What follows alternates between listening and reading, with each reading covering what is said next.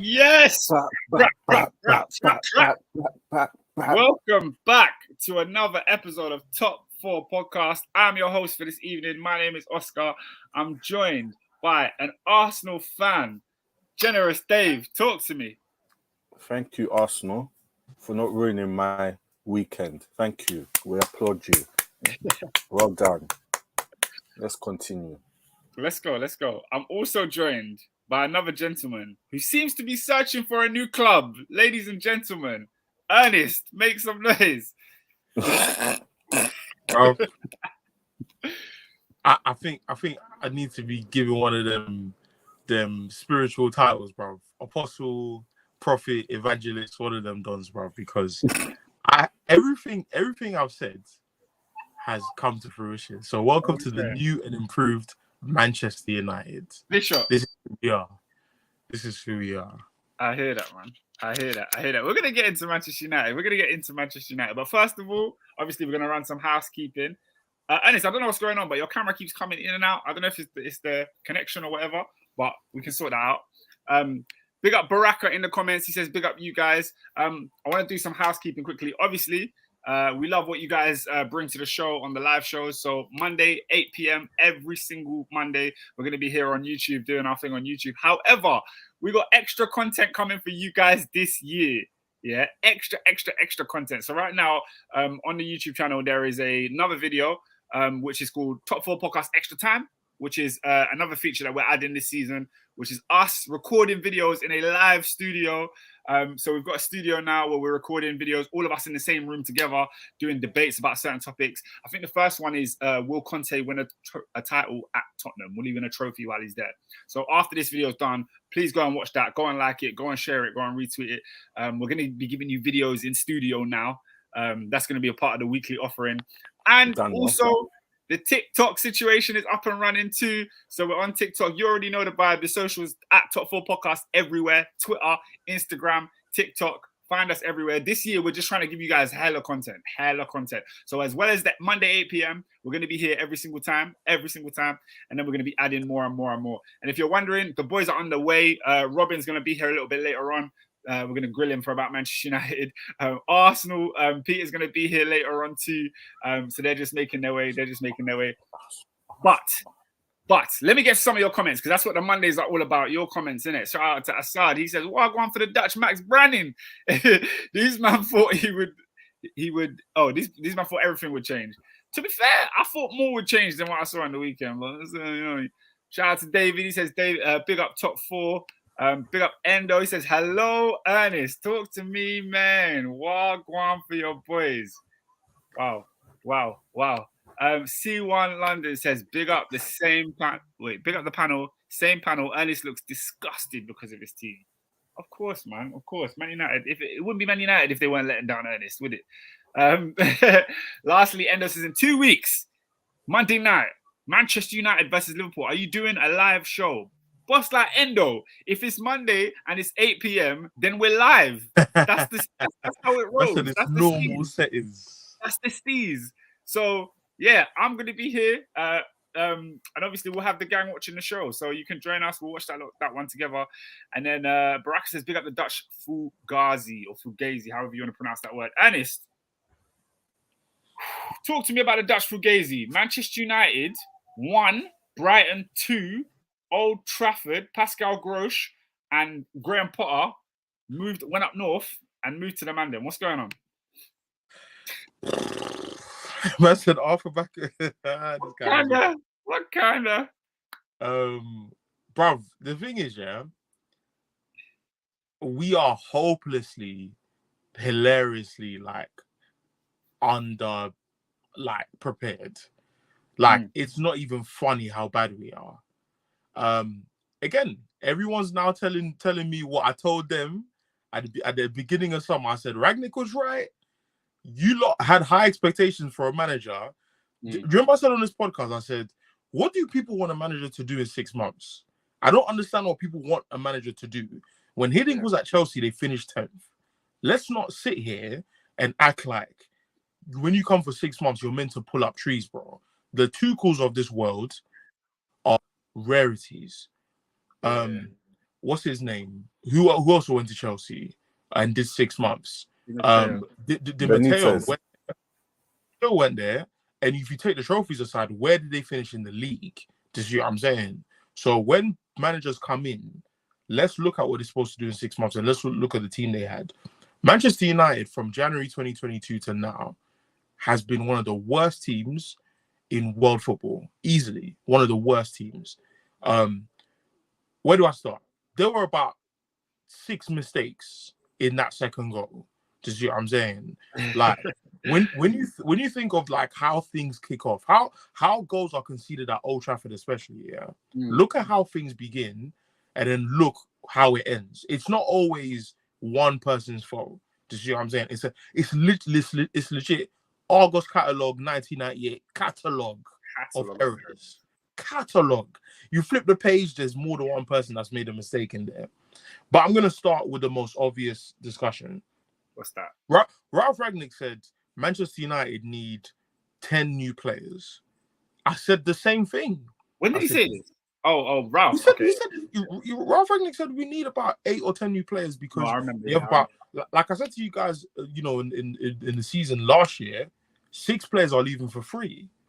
And those are the guys that man were telling me, especially a certain Paul Pogba, were telling me this guy's they agree with Jose Mourinho. Jose was right. Yeah. First game of the season, and Scott McTominay, who's also, that's why I don't do this. Because Jose said this or because Alex Ferguson said this, they must be right.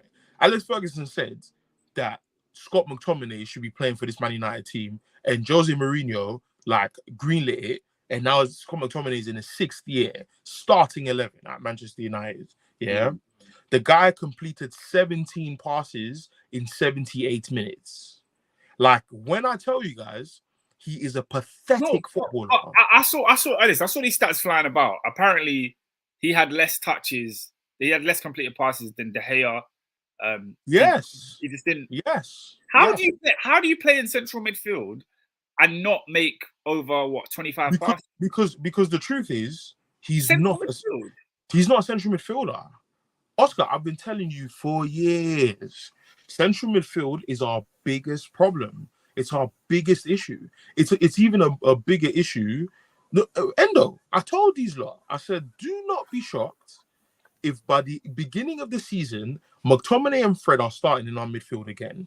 Where's that tweet? Yeah, I should have pulled it up early, where they said the last 10 years? The last 8 years. Let me find you our double pivots in midfield in the last 8 years. It's hilarious. It's genuinely hilarious. I'm pretty sure Matic, Pogba, Herrera, Matic. But even then, I saw a picture. Some Man United fan was romanticizing the past, and he put up a picture of Herrera, Pogba, Matic, and I was looking at it, and I was like, even this midfield. Even this midfield was not putting up trees in the league. But it's 10 times better than it was our best midfield. It's 10 times better than what you have now. 10 times.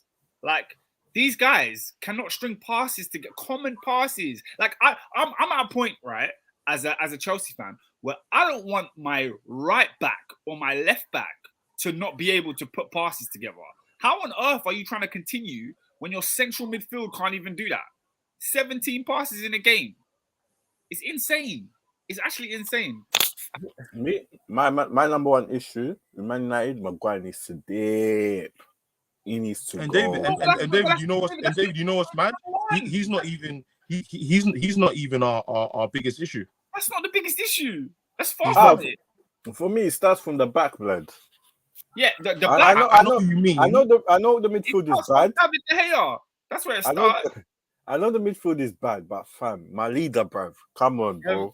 C1 said McTominay is genuinely the worst midfielder in easily. And if I think of starters, like who's generally a worse starter than him in midfield?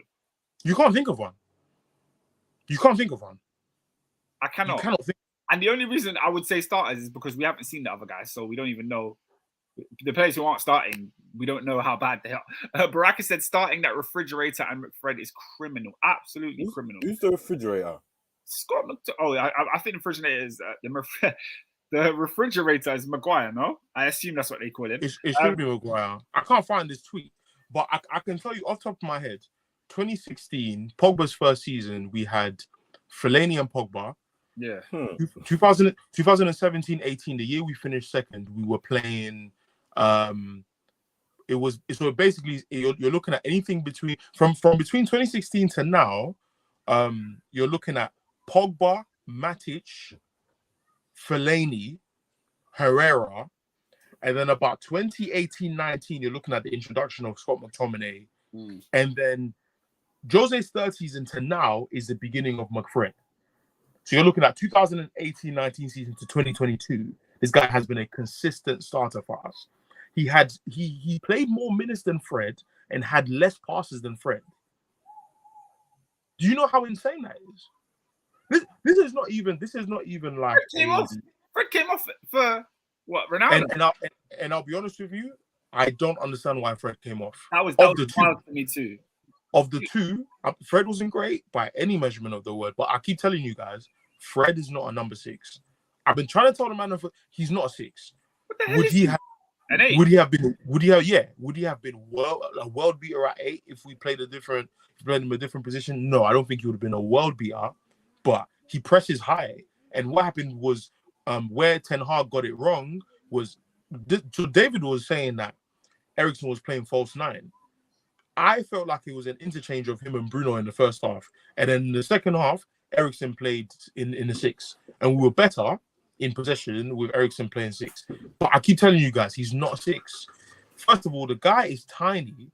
What helps him is like ball retention is good, but the rest of the team's ball retention is pathetic.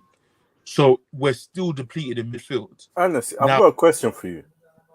Go on. Why is it with, and this is a problem like I have with Arsenal as well, why is it that people have abandoned 4-2-3-1?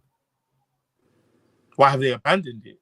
Yeah, like we're playing it last season. We're playing it last season. A lot of what Oli was doing was 4-2-3-1. We were the ones screaming, Oli needs to be playing 4-3-3. We need to adapt to a more possession style system. He played it once and never again. This year, we played 4-2-3-1 in pre-season, and because Martial got injured, things got switched up. The thing is, I thought that Bruno was going to be playing false 9, and we're going to be playing Sancho and Rashford as out and out like inside forwards. But it seems like the whole thing changed because we were getting defeated in the narrow midfield. Like a lot of Brighton's attack was through Danny Welbeck in the middle, because his movement. If you're a young centre forward, watch Danny Welbeck's performance last night. He just ghosted past Maguire and Lisandro Martinez, who got a baptism yesterday. Like, he was better of the two, but he struggled. Was he better than Maguire? He was better than Maguire. Absolutely. I thought Maguire was your best player. Look at, and that says a lot about Man United. Yeah. If Maguire was up, and the reason I say that is that look at Maguire's positioning for the 2 goals. Look at his positioning. Don't look. You see, this is how Maguire fools people, yeah? He makes a lot of clearances that are quite obvious to make. So people think he's had a good game. But that's not when it matters. Do you see what I'm saying? When it matters, like I always say, 1v1, when you're meant to read the game, you're meant to scan the game, especially from a centre-back position, horizontally. What are you doing? Why is Danny Welbeck consistently running past you like that? What John Terry had as a slow centre-back was he had the vision, to see what was... He was very proactive. Harry Maguire is probably the most reactive centre-back in the Premier League. I hate He's not... So what I'm saying is, like, it's easy to judge Maguire on obvious headers he should make. You're 6'4", 6'3". If a ball's coming in the air, like Maguire's probably one of the most fugazi players in world football, because for someone so tall, he wins the header a lot, but when it comes to set pieces, he doesn't score. So it's like, what's the point? Like, you can't be that tall and you're not making, like, you get me? Just before you go, because obviously you're talking about Danny Welbeck doing his thing. The comments are showing Danny Welbeck some love. C1 says Welbeck ran Maguire ragged. Lola says praise my boy Mensah. He had Oga and Oompa Loompa on the road. Facts. And then Murad says Welbeck equals prime Yaya Sanogo. Facts.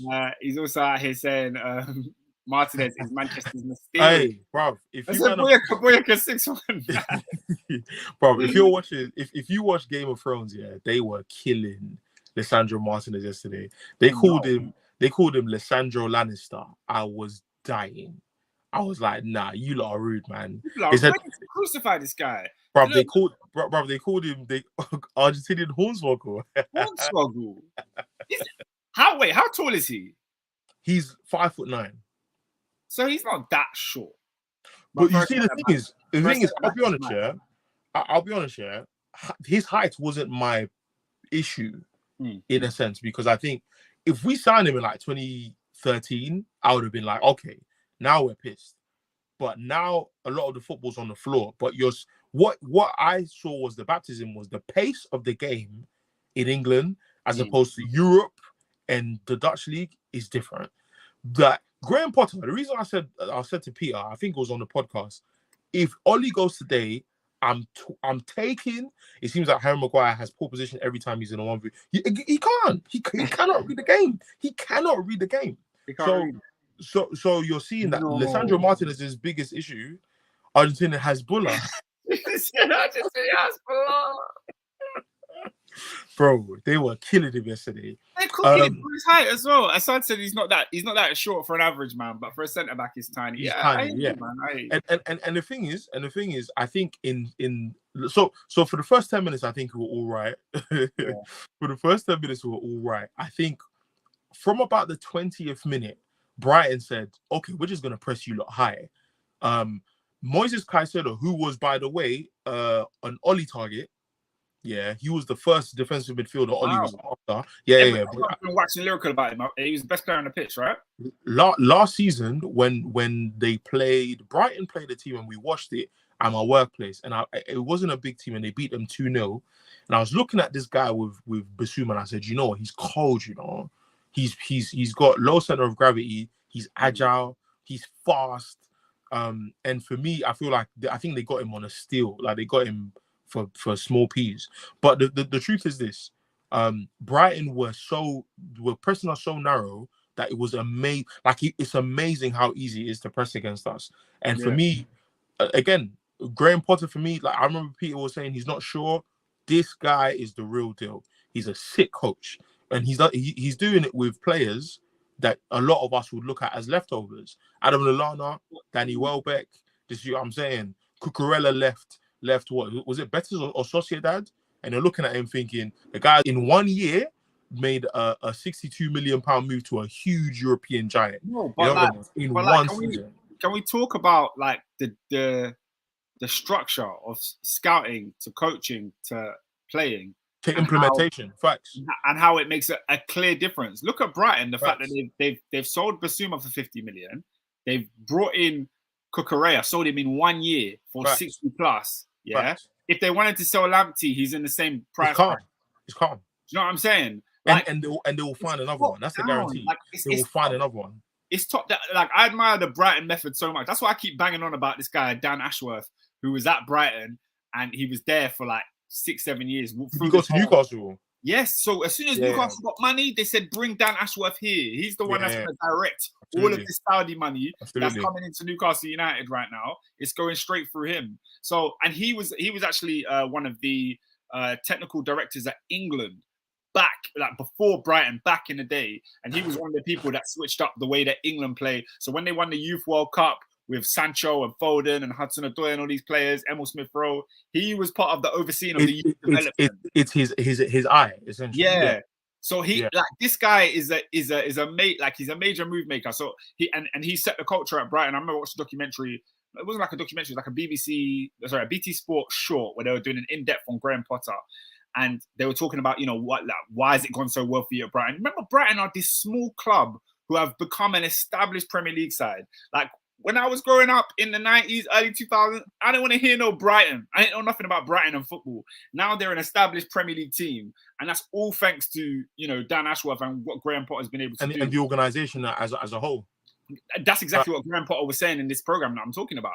He came and he said, look, what I did at Brighton is what I do. It's my job. But when I came, the structure was A1 from top to bottom, they knew from grassroots level, all the teams play the same way the main team plays. So if you're under nines, whatever, you play the same football that the Brighton first team plays.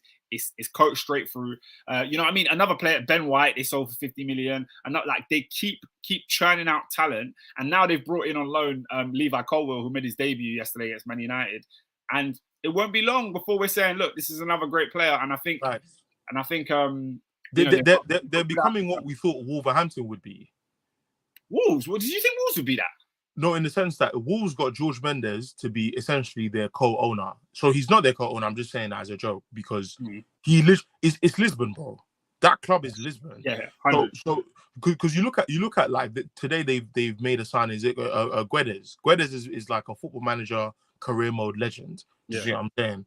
Guedes is a forward in the same frame as a Pedro Neto. They're gonna do a madness. You see what I'm saying? But Brighton, for me, from a recruitment standpoint, to a coaching standpoint, to an implementation standpoint, they're doing everything I thought. They're trying to be like the Leipzig of England. You see what I'm saying?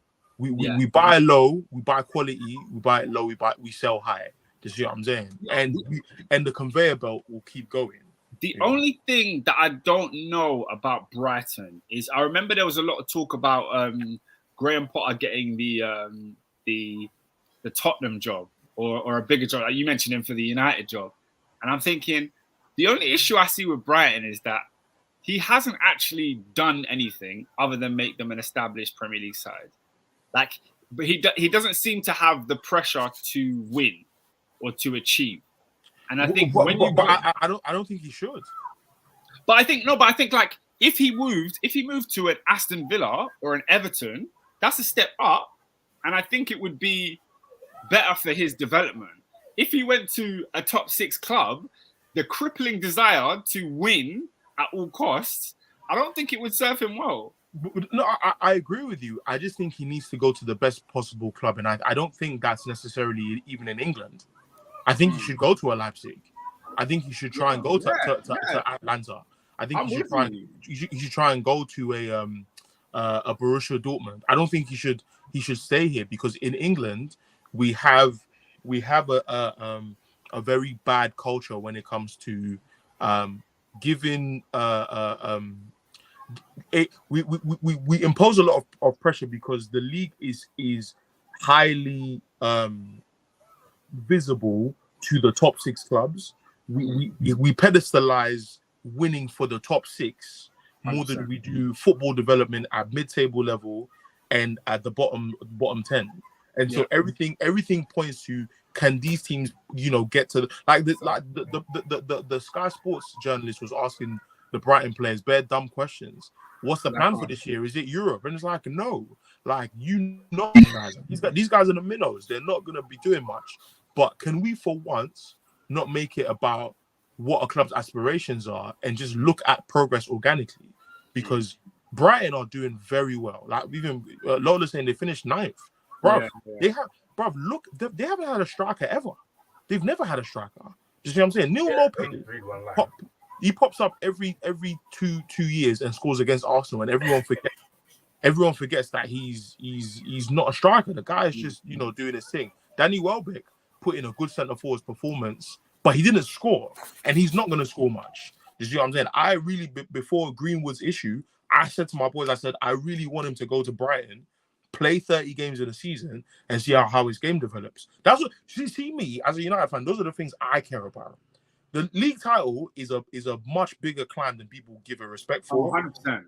It's the development of young players. I'm all for. Do you see what I'm saying? But what we're doing is like we're making a lot of these small clubs have bigger aspirations. That they're not ready. That's just the truth. They're just not ready. Well, bruv, if you man saw City's performance yesterday, it took them about 15 minutes, 20 minutes. When they were in the game, my boy Rodri was hooping. Brighton are not there. They're not. They're not there. Do you see what I'm saying? Let me read some comments. A lot of people bigging up Brighton. Endo says Brighton can actually kick ball. In the past year, I've seen them go away to Tottenham, Arsenal, United, Liverpool, Chelsea, outplay them all. C1 London is giving out credit for Webster. He says he's an underrated player, so good in possession, positionally good and deceptively quick. They always show out against the big teams. Lola saying Potter is a coach. He's been doing things for every club he's been at relative to their stature.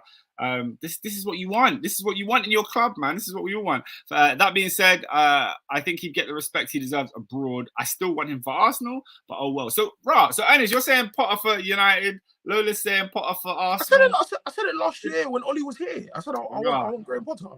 I would be reluctant to say no. As a fan of football, I want Yes. As a human being, stay away. Yeah. Stay far away from Manchester United. Like, I said it to bare people. If I had a son, he's playing for City. He's not playing for United. No way. Yeah, why? Like, why would you go play for United right now? It's not. Exactly. I saw a quote today. I don't know if it was true, but you know how Twitter is in transfer season. Some Barcelona account quote tweeted saying that Frankie de Jong has ruled out playing for Manchester United. He doesn't want to go there. I believe it. And I'm just like, yeah, it makes sense. It makes perfect sense. Why would you? You'd rather stay at Barcelona on less money. Why would you leave that? Look at the treatment of 3 academy players in the last 12 months. Jesse Lingard, Paul Pogba, and Scott McTominay all came from the academy. Look at what the club allows. No. If you're a youth player, look at what the club allows. Look at what the country in and of itself. Going back to England and the way the mentality behind the country. Yeah. Paul Pogba is easily top 10 midfielders in the world in the last 10 years, in the last 6 years. Yeah, easily top 10 midfielders. Yeah, he was in a FIFA team at World 11 in 2015 before he came to us. Yeah, he won the World Cup. He won 2 trophies at Man United, being their best player since 2016. Jesse Lingard, they talk about it like Jesse Lingard is not a big game player, hasn't scored in finals, etc., and has been a victim of not being selected by the club. You see what I'm saying? Scott McTominay has been allowed to play game in, game out, and his intangibles are pedestalized. So he's got passion, he's got the mentality, and all the other dumb stuff gets put on the pedestal, but actual footballing ability is put to the side. So if you're a youngster, what do I have to develop to get into this team? If Manchester United is one of the teams that's on the pinnacle or the precipice of where I want to reach in my life, what do they honor? What do they value? Etc. I would not step up above. I would not put my toenail in that club. No way. There is no point. That's why I put on my thing today. Find me a new club. I'm genuinely done. Guys, I'm finished. Because the thing is, we are not going to get better. We are not going to get better. What is it about signing a number 6 that's taken us 2 months in the most obvious position we need to sign? Yeah. Would a number 6 have been the biggest difference yesterday? No, but it would have been a big difference because, guys, as you know, Oscar, how long have I been complaining about ball retention? We cannot keep the ball. Yeah. And any possession we do have is sideways and backwards. Do you see what I'm saying? So there's nothing. I can talk about all the other positions we didn't do well in. I could talk about Marcus Rashford. I could talk about Ronaldo not being the savior people think he is. And I'm so glad that's the case. I'm so glad he didn't score yesterday because everyone would have said, Ronaldo on the pitch. He's gonna save the day. He did nothing when he came on. Yeah, did absolutely nothing when he came on. Apart from the assist that should have been. Yeah. So yeah, for me, I can talk about everything else. I can talk about the fact that Luke Shaw is a pathetic fullback. Yeah, I can talk about the fact that David De Gea. I've been saying it for time. It's time to move on. It's time to go. It's time. He is on 375 a week. Ask David, bro. I was saying this to Peter last week. Get him off. David De Gea needs to leave Manchester United. He's not good enough. He's not good enough to be at that club anymore. And he's the cut. Bro, your team from top to bottom is full of garbage. Garbage. To bottom. Even a good player that you've brought in, like Christian Eriksen, yeah, he's a good player. He should not be at Manchester United. No, he shouldn't. The level of where this club should be, he should not be. Dare I say, the only player that's played yesterday that should be at your club is probably Jadon Sancho. Everyone else realistically should not be there. I don't want to speak about Bruno because if I speak about Bruno, they'll tell me that I'm negative. So I won't say anything. I'll just keep myself quiet because if I speak on this I don't want to say too much. Yeah. Pogba's gone, so I want to see what we're really saying. Yeah, I want to see what we're really saying. So so let me see. Let me read some more comments. The people are rightfully grilling DDG. Endo said, I've been saying since 2018, the guy's not that guy anymore. Sorry, the hair's not that guy anymore. Lola said, bar some sporting moments. DDG showed why the opposite goalkeeper has taken his number one for Spain. 100. Murad said Eriksen figured out that he made the wrong move after 4 minutes. Oh, Murad has been cooking Manchester United. Let me read his comments. Yeah, he's been going in. Get those class of 92 OAPs out of the club. Let them have nothing to do with the club. They are the hindrance more than a help. Wow. Including Alex Ferguson, by the way. Including Sir Alex Ferguson. Get him out. What's Fergie been doing? Nothing. Yeah, but he's retirement. He's just coming there to sit there. He's part of the board of directors. Oh. And what he does. So when Ronaldo was AWOL, they called him in, to come and chat. And they're saying that it wasn't to do with Ronaldo. We all know that's cap. They called him in to come and chat to the player to get him on side. Rare. Alex Ferguson should be at home with his wife, watching Emmerdale, watching Neighbours, watching Home and Away. Doctors. That's the daytime. You know them ones. Casualty. Yeah. Get me? Like Holby City and them man there. That's what he should be. Loose women. But instead, he's here. And essentially, he's just a presence. He's just there. Do you see what I'm saying? Like, and my thing is, like, there. When you look at, again, the point that we made about Brighton, there is a structure. There is a hierarchy. There is a way things are done. There's a culture. At United, it is pure sentiment and marketing. Ten Hag should have listened to Louis van Gaal. And now that he hasn't, it's going to cost him. What an exit. I said now he has, it's going to cost him. Shout out Mad. Why are we shocked? This is the same team that finished with a 0 goal difference. The same team that got washed 4-0 by Brighton a couple months back. Dutch Max Brannin is going to sink. Yeah, man. I mean, I could read all of these comments, but they're all the same. United are so pathetic. Ain't worth much airtime. Let's move. I agree. Manchester United are like the Dallas Cowboys. So hung up on past success, forgetting that they haven't been the club franchise for almost 2 decades. And this is what I said to people. Sorry to cut you, Oscar. The reason I said to people before the season even ended last year, I said if we make 6th this year, it's a good season.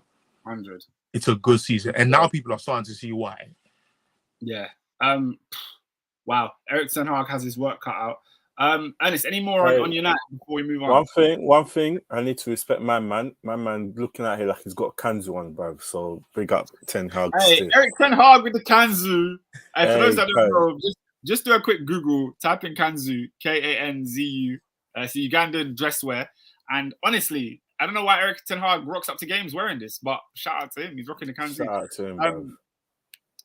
What was I going to say? Yeah, one more thing I wanted to get into this game. A bit of a fast. That Rashford miss was disgraceful. Yeah, disgraceful. Absolutely disgraceful. I had stocks in Marcus Rashford, put him in my fantasy team, let me down. Why do people have stocks in Marcus Rashford? I need to rephrase that. I don't have stocks in Rashford. I just thought he would bag at home against Brighton. He didn't bag. So, stinker. But yeah, I blame myself more than anything. Secondly, refereeing in this country is still a disgrace. New season, same old garbage. How on earth that wasn't a foul by Martinez on Danny Welbeck? That was a penalty. That's clear as day. Like how the referee didn't give it, how the linesman who was on that side didn't spot it and say anything, and then VAR looks at it and gives nothing. But also people calling for a red on McTominay. Oh, what? That's the tackle. You saw how the tackle happened, right? Yeah. How are you in possession? You have the ball. And he had 4 red shirts to pass to. Because he couldn't control the ball, he gives it away 3-4 yards out and crunches a man's ankle. Yeah, disgraceful. Like, if that's not funny, then I don't know what it is. Like When you he have the is, ball when you're lunging, like there's a problem. it's mad. The last thing I want to say about United before we move on is that the potential signings of Marco Arnautovic and Adrian Rabiot are Oh, genuinely scary. Like, guys, I'm scared, you know. No, Like, Rabiot's signed, bro. huh? Not officially. I saw it's official. I saw it on Nah. Sky No, Sports, bro. No. we agreed a fee, but he hasn't signed yet. Don't believe Sky Sports. Rabiot and Marco Arnautovic. And you see the problem. Disgrace. And you see the question is this: let's say, for the sake of argument, this was 5 years ago, when both of them were relatively names that you could consider in football. Yeah, not saying that they will be your number one choice, but let's just say if this was 2017, what problems? So someone said it on Twitter. Someone on Twitter said it best.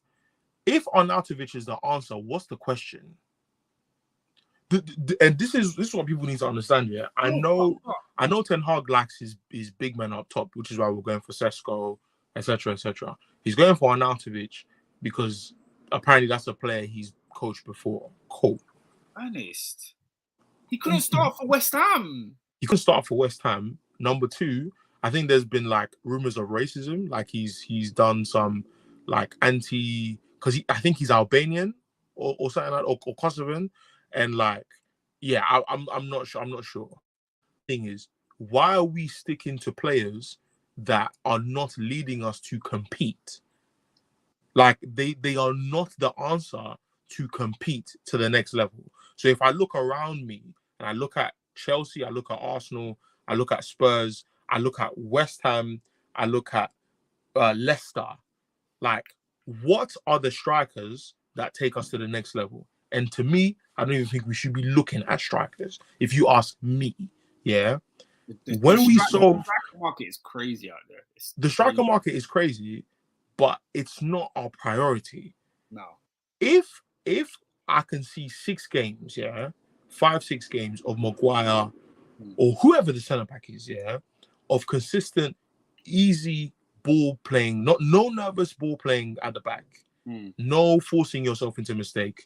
De Gea giving the ball to the advert boards because he does not know how to deliver a ball. Yeah.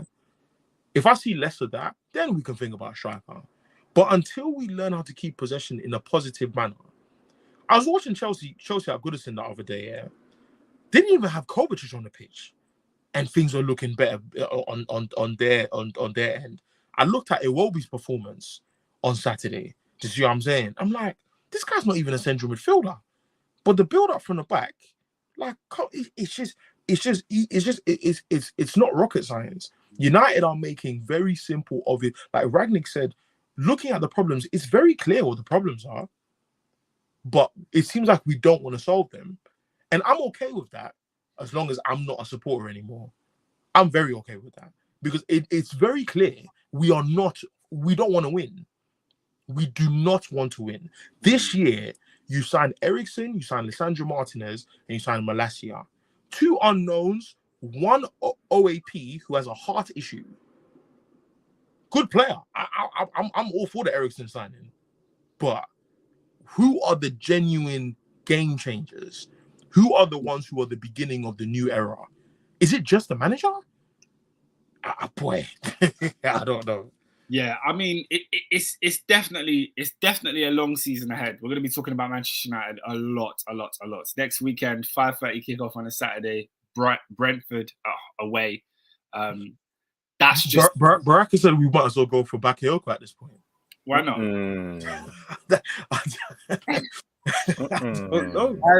Why not? Yeah, man, it's a tight one. It's a tight one. But obviously, we'll talk more about Man United next week and further on. But flipping heck, what think of the situation. Ernest, you said Manchester United are no longer or shouldn't be in the striker market. A team who's just confidently left the striker market is Manchester City. They bagged themselves an absolute... I don't know what you call it. Donnies were questioning whether Haaland was going to bag in this league. I'm like, guys, have you seen the brother? This is where I sit back, yeah, because last summer, Yeah, C1, you remember this. Last summer, my club was in for a striker. We needed a striker. And I said, Erling Haaland is there. Whatever the price is. Oh, this is. I said, whatever the price is. Put the money up, B. Tell Roman or whoever's owning Chelsea at this time, put the duffel bag on the table and say, give me this asset. I need this asset. This is it. 100 mil on someone else. I'm not going to name his name. Yeah? You don't say his name around here. I'm going to say his name. Yeah? Haaland stayed in Dortmund.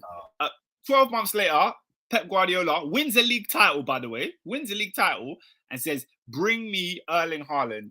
He inserts himself into this league and he shows you exactly what he's all about. Now, David, you were there. I'm gonna let you kick off on this one. West Ham 0, Manchester City 2. Dominant performance from the champions. What are you saying? Yeah. They started off well. As I said, yeah, West Ham on Sundays is up to the London Stadium is not the one still. So obviously they started off well.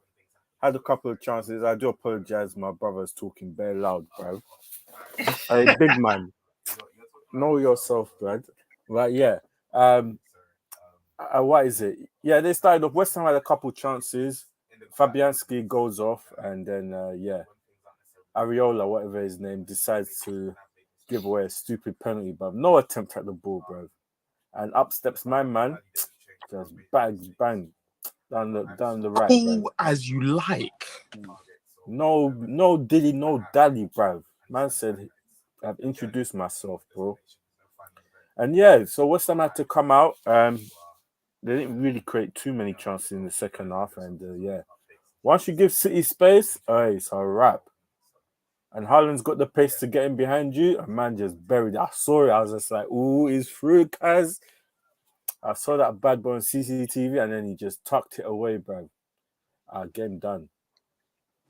Ernest, you know you were talking about midfields, yeah, for a long time. City play Rodri, Gundogan, Kevin De Bruyne, Foden on the wing, Bernardo Silva on the bench. Who else was on the bench?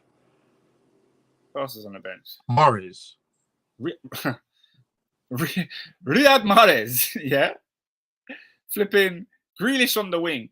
Like, this team is not fair. Like, they're competing in a league that can't chat to them. They can't chat to them. No, guys, we need 5 minutes to talk about Rodri.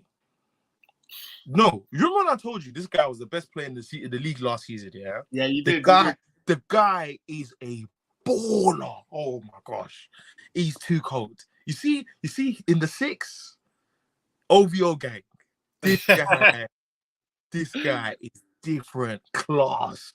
Bro, I'm telling you, when him and Frankie de Jong were youngsters in 2019, those are the two guys I said they're gonna be the next guys. I remember I saw Frankie de Jong versus Modric at the Bernabeu, and I think I saw Rodri, Atletico Madrid in the Madrid derby one game. I said, this brother is cold. Just you know what I'm saying? And he was learning the dark arts from Simeone then. Now he's come and he's added that escargot, that tapas. You get me? Yeah. He's bro, the guy is moving brazy in this. You know what? I'll give Ernest running rings around Declan Rice. Don't even speak about him. I'll give Ernest his flowers. He's been talking this Rodri talk for time. Even Rodri's first season, when Rodri came in and he weren't really hitting like that, he had to take time to adjust. Ernest was like, give him his time. He's cold. C1 says, I can't lie. There was one point when Rodri got pressed and the guy dropped on the floor, too comfy in possession. Yeah, man. They look terrifying. They look absolutely terrifying. West Ham were so pathetic. Their fullback drifted into centre most of the time. What is Pep cooking? Endo saying West Ham were and are pathetic. David, is that true? Well, West Ham not really those guys. They weren't at the races at the moment. So the first game of the season, they just caught City. Because you got to understand, City had the full game, like the Community Shield. I was saying to one West Ham fan, like they had the full game before this one, so they're they're week ahead, innit? They had the proper game, so this is West Ham's proper. So yeah, it was bound to give it. Not only did they have that game, they lost that game, And Yeah. you know, obviously, when you lose, the intensity in the training the next week is a level up because it's like, yo, we need to get our win back first game of the season, blah blah blah. And I was listening to Gary Neville's podcast on the way to work this morning. He was saying that at pitch side it was 31 degrees yesterday in the heat. Brother. I got to the stadium at 11:30, and I had to take a long route round to sign in and that. My back was sweating, bro. That's 11:30, bro. It was a mad thing. You walked around the stadium and you're sweating, bro. I'm outside on the podium walking around. I was sweating. It's long. Yeah. So basically, what Gary Neville was saying that is like on a hot day, the last thing you want is to be chasing Man City players for the ball. That's the last thing you want. Yeah, you'd rather play any other team than Man City, where it's a day where all you have to do is just press, and try and win the ball off these elite midfielders. So I don't know if yesterday was the best avenue to judge a West Ham side. They've also brought in Maxwell Cornet, who didn't get to play. They've got a team. We know what Moyes is on with this West Ham team. He's built a serious team, and I guess if they weren't at the races yesterday, I wouldn't take it too seriously. I feel like I'll give him all of our teams are going to struggle when we go to the London Stadium. We're all going to find it tough. So I don't know how bad they were yesterday, but fair enough, man. Murad says Haaland is shouting at his midfield saying, "Press triangle, bro. Press triangle, bro." That for that penalty, triangle was pressed, through on goal. For the second goal, bro, I see Rodri swiftly into De Bruyne. De Bruyne sees the run, ping, bro. Kevin De Bruyne has been waiting for a legitimate number 9 for 2 years. Yeah, bro. As long as they stay fit, it is long. It's long, and now you can't press them. You can't drop deep because you got Haaland who can score from anywhere. Don't matter where. And if you push up high, hey, it's peak. Like, yeah, David, you're right. No, for real. A different dynamic has been added. Like, because you see, even in the Community Shield, bro, he ghosted past Van Dijk on at least 2 occasions, and missed. Bro, it was this guy. Like, don't look at Darwin Nunez. Darwin Nunez will score goals, like, because of how good his team is. Do you know what I'm saying? Haaland, obviously, it's the same with Haaland, but it's almost like it's with Nunez, it's in spite of his ability, whereas with Haaland, it's because of his ability. Do you know what I'm saying? Yeah. So don't look at the goal he scored in the Community Shield and think, oh, Haaland ain't prepared for this league. He's ready. He's ready, bro. Man, he is the one guarantee I have in this league that he will bang. He will, absolutely. And he's in the perfect team. And he's got the mentality, the arrogant. Did you watch his interview, bruv? Bro, man was swearing left, right, centre. So yeah, I didn't see the other one. What was it? The guy don't care, bro. He's just on. He's different, blood. He's just a nutter. He's nuts. Man said, I scored 30 minutes. It's 30 minutes since I last scored. I need to keep going. I was just like, okay, we're in trouble here, bruv. This kid has come on. Stop. He said it's 30 minutes since I last scored. Yeah, I need to keep going. Man was trying to praise him. You know how Jeff Shreves is, bro.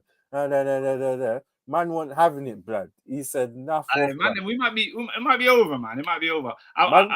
Man collected his man of the match. Man collected his man of the match thing and shook his hand and dipped, bro. I was just like, we're in trouble. Whoa. Hey, Murad said Haaland was opening up his body like Mr. Vavavoom. You already know who Mr. Vavavoom is. You already know.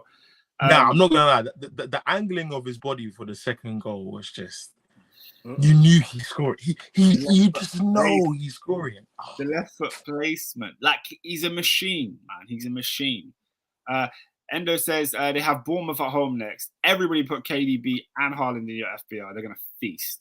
But you know, Pep won't start KDB. Play Cole Palmer. You know him. You know what Pep's on. Pep's just a weirdo. Like he's just a weirdo. Speaking of FPL, in the description below, you can find the link to our FPL team. Our FPL league, and you can join that. In fact, while we're here, let me check who's doing well in the league. So you playing this year? This is my second year not playing fantasy, bro. Well, you're not playing. Fair enough, man. Fair Hey, enough. we're 44 man deep, bro. Number one, shout out number one. Jamal Gray is joint first with Martin Morehouse. I don't know who Martin is, but big up Martin. In third, joint third, Peter and Robin are both joint third, along with Ollie Taylor. Shout out them. Robin's team name is FC Ten Hagendas. That's kind of cool. That's kind of cool still. That's kind of cool. Assad says, Oscar, I'm right behind you in the FPL. Yeah, I'm 12th, bro. I'm far down. Assadinho's, is behind me. David, you're joint 6th. You got 71 points. You're done, no. Deja Vu FC. Yeah, man. So, the fantasy's there. Wait, let me see. Who else is in the comments that's in this fantasy league? I'm trying to catch one of you. Let me see. I'm not seeing Lola anywhere here. Maybe Lola's 19th. Lola's 19th, bro. Oh, yeah. It is what it is, man. It is what it is. But the thing is, the points are so close. So the drop from 9th to 19th is like 5 points, bro. It's not far at all. So, Assad says you just overtook me. Yeah, man, I overtook you. Big up Murad. He says, if Pep does not pick the UCL, send him to the Gulag, otherwise known as the National. Let's stop this once and for all, man. Why? Let's because why? Because, bruv, like, first of all, Pep winning the Champions League won't change anything. It will change. It will change a lot. What perception of Pep are you going to have different to the one you have now? For me, there ain't gonna be much difference. There's not, bro. The guy has won 2 Champions League trophies. No, but I think he's clearly the best manager in the world, and he doesn't have a 3rd Champions League trophy. But like the legacy, Pep wants to win it. Like the legacy is there. I'm not saying he doesn't want to win it, but my point is this idea that people's ratings, like sending him to the Gulag, obviously doesn't mean that literally. I'm just saying that it's the whole train of thought that there's an asterisk you have to put next to his name if he doesn't win the Champions League. I think that's nonsense. But Addis, you were the first one saying that him at Bayern Munich, he should have won the Champions League at Brighton. I'm not saying he should have won it at City. I'm just saying that he's done, like, his CV like doesn't change much if he wins the Champions League. He's already won it. Yeah. He's won it twice. He's won it twice. And the conversation about Pep and Klopp is that Pep has won it 4 times here. He's won the league 4 times. Bruv, the Champions League doesn't change what we already know is my point. That's what I'm saying. So, yes, it will be a failure if he doesn't win the Champions League. Yes, it won't be great. But let's not pretend like our opinion doesn't change much. We're not going to be talking about Pep is greater than what he is now. He's won the league 4 times. Yeah. And there's a potential 3-peat this year. Who is the last manager to win the 3-peat in the Premier League?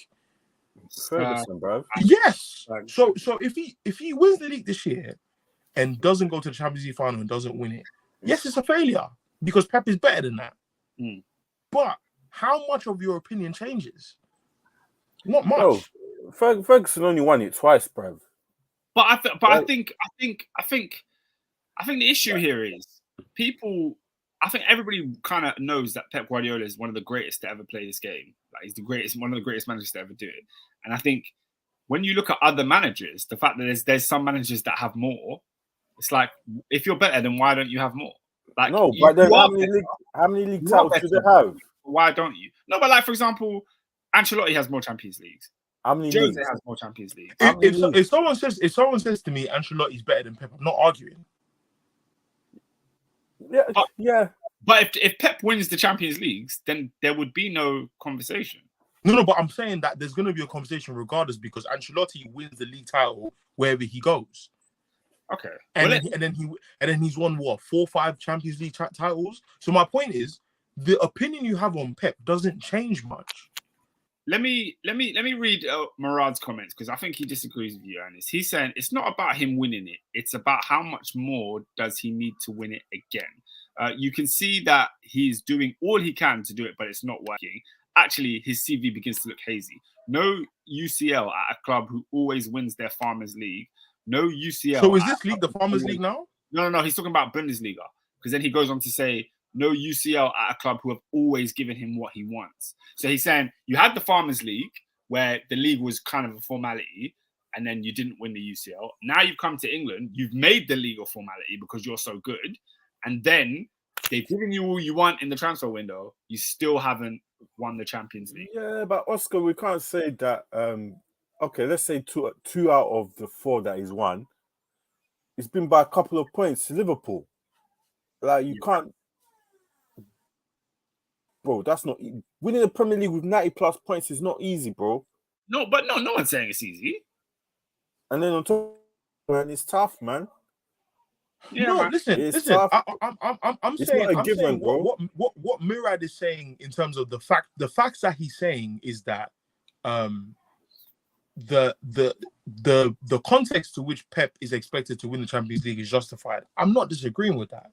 He's been given much, so we expect much. Yeah. No arguments there. His CV in the last 6 years is better than Klopp's. The difference between him and Klopp is that Klopp has won the Champions League once. That's the difference in England. So my point is, if you look at the whole package, he's done everything that the club has required of him. He's won four league cups, 1 FA Cup, 4 league titles. He's been to 1 Champions League final.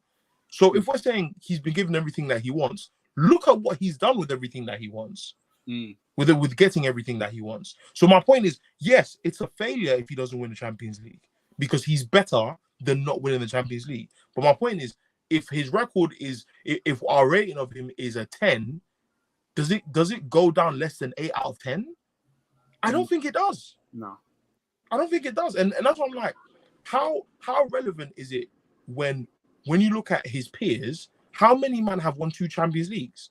When we talk about the man, the guys, because can I say that Jose Mourinho is so pre-United? Does Jose Mourinho's level also go down because when he went to Chelsea, he didn't win the Champions League? Yeah. When he went to Madrid, he didn't win the Champions League. And that's what I'm saying. It's like our ratings for Jose are still up there. Yeah, it's still sky high. He just didn't do what we expected him to do at the clubs you think he should have done it at. Yeah. It's an interesting one because look, in football, no one's ever satisfied. Like, there's people that will tell you, Messi needs to win the World Cup. Do you know what I mean? Yeah. Like he's not the greatest ever without the World Cup. Do you know what I mean? So, yeah, it's mad. But yeah, you know how it is. People will always talk. Like Murad is absolutely justified to question how much he rates Pep. My point is, it's not as much as we say it is. I don't think it's gulag. I don't think it's gulag yet, where we're like, yo. I think we reach those levels if Pep is coming second. But Pep is coming third. You know how it is though. Like it's like when people criticize LeBron. It's like he's judged by his own level. Yeah, he's judged by how great he is. Yeah, and it's like, yo, if I think you're so great and you're a little bit less than that, then it's like, yo, I'm gonna kill you. I thought you was 10. Yours actually 9.8. Like, yo, But then it says a lot about our measurements and barometers. Yeah, than Pep Guardiola. 100%. Yeah. Pep, what Pep's done is time will tell, innit? Time will. Every single team in world football takes Pep Guardiola. Oh, of course. Including Liverpool, will take Pep Guardiola today. In one of those, in a heart. Yeah. As soon as it's simple as that. As soon as it's on offer. But anyway, you mentioned Liverpool. Should we go there? Yeah. Let's go there. Liverpool travelled to London via train. I saw pictures of these men on the train. These guys travelled by train, at the station waiting at the platform. They travelled down to London because they had a game in the new West London Stadium. Shout out to Fulham. Fulham 2, Liverpool 2. What a game.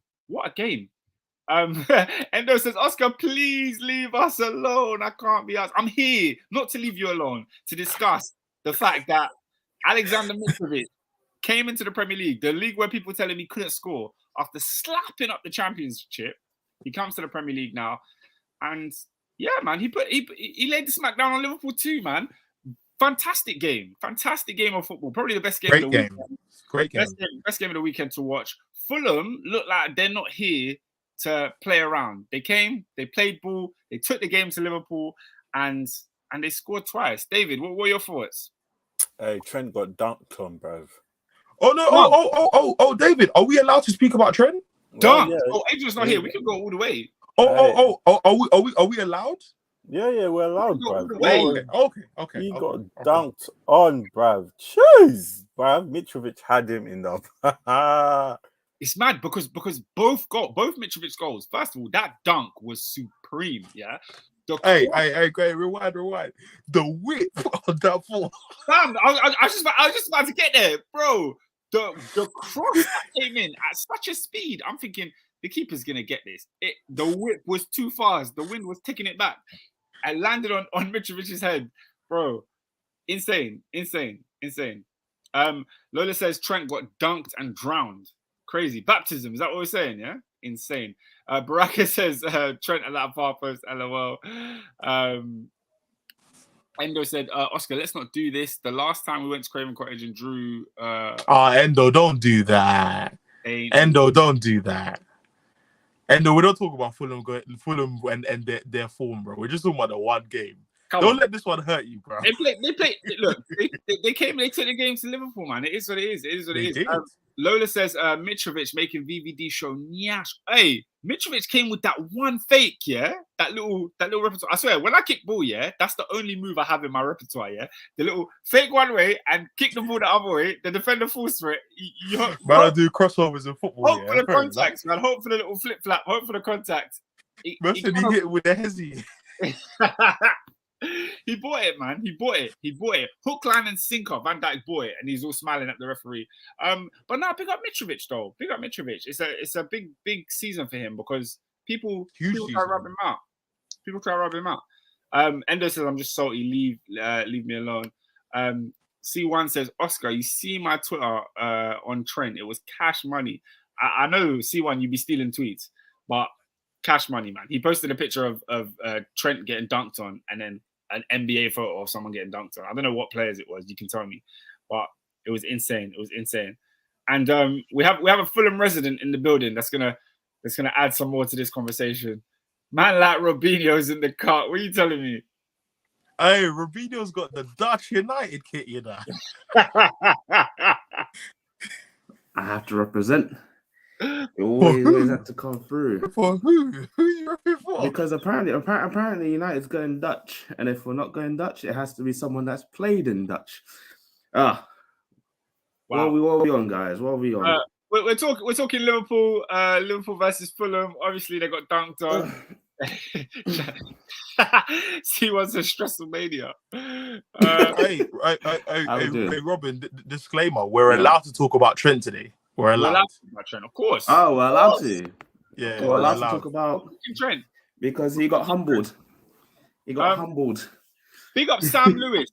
We got Fulham fans on the show. He says future champions of Europe. I don't know how you're getting to Europe, but I respect it. I don't know how you're getting there. Yeah, man. Robin, do you have any thoughts on the fact that Liverpool dropped points in the opening game? I was loving it, but then I was saying, "Oh, Salah, you're not giving me my fantasy points." But then he scored, so it's all good. I think it was just first game season, so like Fulham are back. They've done their transfer. They've transferred quite well actually with their players. It seems like it's early days, because it's the first game of the season. Like anything can happen, as you've clearly seen this weekend. So I'm not going to get too far, too brag, but. No, they put in a good shift. It seems like they have something there that if they carry on like this, they'll easily stay in the Premier League. The biggest issue is that can they do it against the teams around them? Clearly, they're better than the Championship teams, but now can they beat like the Newcastles or the Leeds or that? And if they can, then yeah, it's a different Fulham that we're going to see. Maybe the Fulham that stays in the Premier League for a while, actually. Yeah. I hope so, man. I hope so. Because I said this, I can't remember where it was, but we met up one time and I said, I feel like Fulham are just that yo-yo club, man. They're coming up, they're going down. They're coming up, they're going down. Like every time they've been in the league, they've never looked serious to me. Yeah, so let's see what they do this time around. Endo says, why are you talking about Trent? At least have AD, man. This is bullying. Because when AD's here, we can't talk about him. That's Yeah, just man. the truth. Hey, You can't talk come about on, guys. He's 21. He's done this. He's done that. He's like, look. He's lacking at the back post again. he was at fault for the first goal, and Mitrovic just towelled him. He had him like the whole game. So It's not a I coincidence, don't know, man. It's not a coincidence. Listen, if you're let's trying to keep get it a buck. yeah, go on. He's a generational talent and will be regarded as a great player. Also, he didn't invent creativity for right backs. No, but he's just been a very creative, very creative player. One of the best players in the Prem. That's probably so there were people before him that were doing this before he did. I just want to know. I keep my ear to the pavement and the streets want to know. But the defending, were there fullbacks doing it before Trent? Okay. Listen, okay, cool. I believe if somehow Klopp can invent a 5 at the back system and he plays it right wing back, and then he does need to worry about defending. He still does. He will be cooking. I don't know. They're saying. But I'd say not as much. They're saying that him at right wing back is a bit stinky. I remember Southgate tried to play him there one time, and he didn't have as much space to operate in because as a wing back you're very wide. You become like a touchline player, and Trent likes to come inside and whip balls in, so he's not that touchline winger as such. But yeah, no, I don't know. Trent is obviously a top tier player. Creatively going forward, he's one of Liverpool's key pieces into making chances and all of that. Honestly, I wish in the preseason they tried him at right wing just to see what he can do. I just don't understand why Liverpool fans deny the fact that defensively he's the best way to get at Liverpool. You go down their right hand side. Go down right hand side. When it comes to centrally, I know we're going to come on to their midfield in a second, but when it comes to centrally, you're not getting as much joy. Obviously, you got Van Dijk, you got Matip there, or Konate, either one. On the left hand side, Robertson tends to handle his business. Trent is the best way at exposing Liverpool, and we've seen it so many times. The best way you can potentially get a goal against Liverpool is through Trent. And it's not like it's a bad thing. It's just the weakness of Liverpool. And it's something that he needs to work on. Murad says in back-to-back games, the same mistake has cost him UCL and 3 points on match day one. Well, yeah, mad thing. Endo says Trent's 1v1 defending has improved incrementally. However, his awareness is poor and needs work. Murad says it's time to play that Trent kid in DM, moving to the alarm position. I dare you. I dare you to play Trent in DM. I want to. If your positional awareness is not good at right back, how will it be good in midfield? How? Man think everyone is what's the guy that does it at Dortmund? Who? What's the guy that Pep was slapping that? But not Dortmund, Bayern Munich. What's his name? Lahm. Not Philip Lahm. He plays right back and then he plays DM. Kimmich. Joshua Kimmich. Bro, I dare you put Trent in defensive midfield. Please do it. Oh my god. It will be comedy.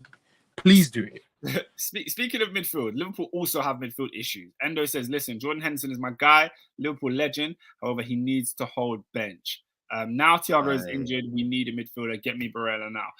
How many players have Liverpool signed this year? See Thiago? I'm hearing his injury is until post-World Cup. That is an issue. But he's going to miss the World Cup. Well, that's horrible. That's what I'm hearing. The Hammy is taking him out. No, so take him out until the World Cup. So I don't know if he can represent Spain, but if he's not playing until November, he's probably not going to go. They don't start him anyway. Yeah. So, that's what the streets are saying. The streets are saying not until Jan. And I feel for the guy, man. That is Advantage City. Big up SW6. I feel for the guy, man. Yeah, man. So it's techie. Obviously, Thiago's out injured. Henderson had an absolute shocker. I watched a bit of the game, but I saw a compilation after, and they were just showing everything Henderson did in the game. And I said, "Yo, is this how stinky he is? Like, really? Like, if he had any ever, he seems to have lost all passing ability. he doesn't have the legs to press as much as he can. All he's doing now is just shouting and running around and losing the ball. Like the ball is bouncing off him in midfield. Yeah, man, it's scary hours for Liverpool in that department of the pitch. They need to get someone in because if Thiago is not fit, Thiago was the only one keeping them together. Especially now because Fabinho's playing like he's not a serious player. I don't really understand that. Yeah, hey, Fabinho's dipping. I thought it was just me. He's been dipping since last season. There was one particular game he got cooked, and I've forgotten the game. And I was like, yeah, this guy's dipping.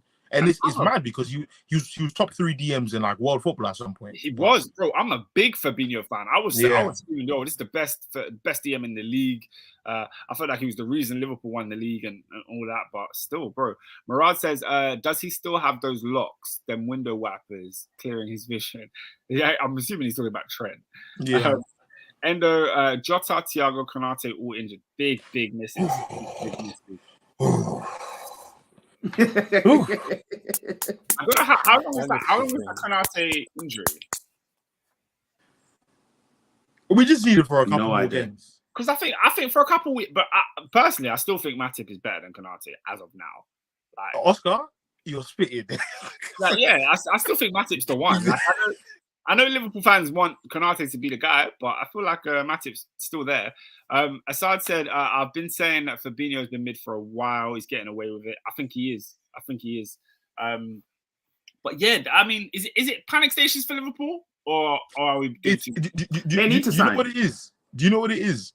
It's not panic stations in the broad sense, but these are the kind of games that cost them for the league title last year. 100%. 100%. These are the games. Personally, I'm not even thinking about the league title. I told all of you, and I told Adrian specifically, their chance to win the league came last season. They had an opportunity to capitalize on Manchester City. Manchester City signed Erling Haaland. The league is done. The league is done. Yeah? If Klopp wants to win the Champions League, he can throw all his eggs in that basket. The league title is gone. Yeah? No. I don't even care if he wins the league or not, yeah? When he said in his post-match interview at the Real Madrid game, where is the final? Istanbul? Book your hotel? Oh, yeah, I heard that. He said it live. I will pull up this clip. He said it. So the league title to book the hotel. Yeah, he told all Liverpool fans. He said, book the hotel. Book the hotel. Go to UEFA.com. It's there. You know Liverpool fans. Liverpool fans have faith as small as a mustard seed. They have booked hotels. Yes. Yeah. and the thing is this. In my Premier League prediction, I want to be wrong. I need Pep to win this league over Liverpool, yeah. But the one I have my eye on is this Champions League, because you see Klopp here. I think he's one of the greatest coaches I've ever seen in my life. The closest thing I had to a second team was Dortmund 2010, 2011. Yes. But this guy is a sore loser. I despise, bro. The guy said after the Fulham game, the grass was dry. I said, eh? What's talking about? Bro, like, listen, Liverpool will do well this season. Second is secure as far as I'm concerned. Could they win the league? Dry. He said the pitch was dry. Listen, the league title, yeah. For me, it's just a game of probability that City will lose it, Liverpool win it. I don't know. I genuinely don't care. Yeah. But this Champions League, if Thiago is a reason that they don't get to the final, I need answers. Yeah, man. And I'll be here. I will be here. Last few things on Liverpool. Endo said I can't wait to go to Old Trafford. You'll go to Old Trafford and it will be the same old thing that happens every year. No one will be shocked, Endo. Yeah. You'll brag in front of your United brethren for 5 minutes, and then Monday will come again, you have to go back to work. But the truth is, we are going to hold your manager accountable for the things he says. That's what we're going to do. So you go to Old Trafford, you give us 6-0, everyone will laugh for 2 days, and then all goes to calm, whatever. There's a lot of people locked in right now. Please, guys, like the video. It does subscribe, help. Man. Like the video. Yeah, if you're subscribed already, big up you. If you're not, please subscribe. There's a lot of people. Please like. It don't take don't cost nothing. It don't cost nothing to like a video. We spoke about Liverpool's midfielders. Let's just touch quickly on the strikers. Darwin Nunez came off the bench, bagged his goal. He bagged in the Community Shield also. What are we saying, guys? I want to get a number. I want to get a number from you. He's Higgy, man. Premier League. No. I want a number. He's Higgy, Premier League number. How many goals is Darwin scoring? Ernest. He's probably scoring 20. 20? No. At Liverpool, he'll bang. Yeah. Okay. Robin, you said 13. I say at least 13. I don't know if he's going to be. I don't know if he's starting. Like, obviously, Jota's not injured, so he's now going to start again. For but 80 when Jota million? comes back in, yeah. For 80 million, he started. He's not started the last couple of games, so that's what I'm saying. Yeah, just better numbers up. But he will easily double jitters, easily. He's just a very Higgy player. Yeah. He's like a bad Mario Gomez. Like, he gets himself in the right positions. But, like, look at how the ball came off his foot for Salah's goal. Stinky. Like, the touch was poor, bruv. Like, he's such a stinky player. But hey, he'll probably at the team he's at, with the chances he's gonna get, he'll get goals, man. People are calling him Darwin. People are calling him Timo Werner. They're calling him Central C in preseason. It's all crazy. Big up Lucky. Shout out to Lucky, man. My guy. He says Darwin Nunez back heel is atrocious. Big up to Sainthood Music. So yes, Ernest, Justin the Glaswegian. I'm assuming you know who Justin is. I don't know. Oh, Justin, yeah. Shout out to Justin. Yeah, he asked me about the podcast. Yeah. Shout out to Justin, man. What team does Justin support? He's an Arsenal fan. No, I think he's Scottish. So I think he's Celtic, but his team is Arsenal. Hey, stick around, Justin. We're coming on to Arsenal very soon. Stick around. Sam Lewis says Craven Cottage is on the river. I swear it rained a little Friday night. Dry pitch, my ass. Yeah, man. I don't know, man. Klopp with his excuses. I can't really talk though because I feel like the best managers are also the best excuse makers. Like, no. Do you know what it is? Do you know what it is? You're right. It's just you can't make excuses and not win like as much as you should. Like that's not a good combination because the other complainers were winners like that. You're a winner, but you're not a winner like that. You see what I'm saying? So like, easy, man. Calm down, bro. I feel you. So yeah, straight away off the bat, Liverpool are now climbing. They're chasing Manchester City from game week 1. Next week they got Palace at home. That's a Monday night football, so we're going to be live while that game is on. You can watch that along with us. As you know, on Monday, every 8 p.m. every Monday we're here. So it is what it is. We'll see how they get on, man. We'll see how they get on. Moving on. David. Yes. The Gooners started the league. Yeah, went to Palace. Bot Palace 2-0, Selhurst Park. What are you telling me? Yeah, it was a good start in it. Yeah, we got the early goal. You don't know, good corner. Good going forward. Saliba, you don't know. I don't know why. If we had him last season, I think we make top 4. Why Arteta delayed? Who knows? Innit? Bold statement. Ben White needs to sit down, bruv. Or just send him back to bro. No, bruv. No, Benny Blanco got to go, man. He needs to dip, bruv. Gabby and Saliba is the tankers. I hear that 100%. Zinchenko needs to watch himself, though. He was getting cooked in that second half, blood. Oh, is he not a competent left back? He was getting cooked. Oh, okay. No, Ernest, you know me. I'm not these Arsenal fan that just run. No, because you see me, yeah. I didn't say he's a bad signing. I just said we don't know enough to say he's a good one. And people were telling me, look what he's done for City. I'm like, guys, City is a different type of structure. If you can copy and paste that to Arsenal, then fine. But we don't know enough to say yes or no. But yeah, man, you lot did your thing, man. 100%. I hope my fear is Gabriel Jesus does not turn into another Firmino. Man who just presses and not score goals. I don't need that. I need him to up his Viva, bruv. The but apart from that, about 3 points. Hey, listen, bruv. Arsenal didn't ruin my weekend. It's a good start. Yeah, that's it pretty much. I haven't got much to say, bro. The comments are coming thick and fast. Before we get to the others, I'll read some of these out. Lola says, all you man were awaiting an opening night loss. Thankfully, you were disappointed. I was absolutely waiting. I was waiting. I was waiting. Hey, do you know who what? Yeah, I know we're gonna get onto Palace in a minute, but I was so disappointed in Eze. I was so disappointed in you. Eze had a shocker. What are you doing? Eze had a shocker. Yeah, I remember Palace got their first free kick, and I was sat with my little brother, and he was like, "Oh yeah, this could be." He's an Arsenal fan, isn't it? So he's like, "This could be dangerous, man. This could be dangerous. Could be a goal." And I'm thinking, I said to him, does Eze have the delivery? Does he work for Deliveroo? I've never seen Eze do the. I don't know, like he's a set piece taker. I didn't know if he was the corner taker or what. So I said, does he have the delivery? So I'm assessing. First free kick, poor. Palace get another one, poor. He had about 4 free kicks to deliver the ball into the box. Everyone went to an Arsenal head. I said, Eze, come on, man. And then the best chance for Palace obviously fell to him. He squandered it in the second half. Yeah, man. It wasn't a good day for the South London boys.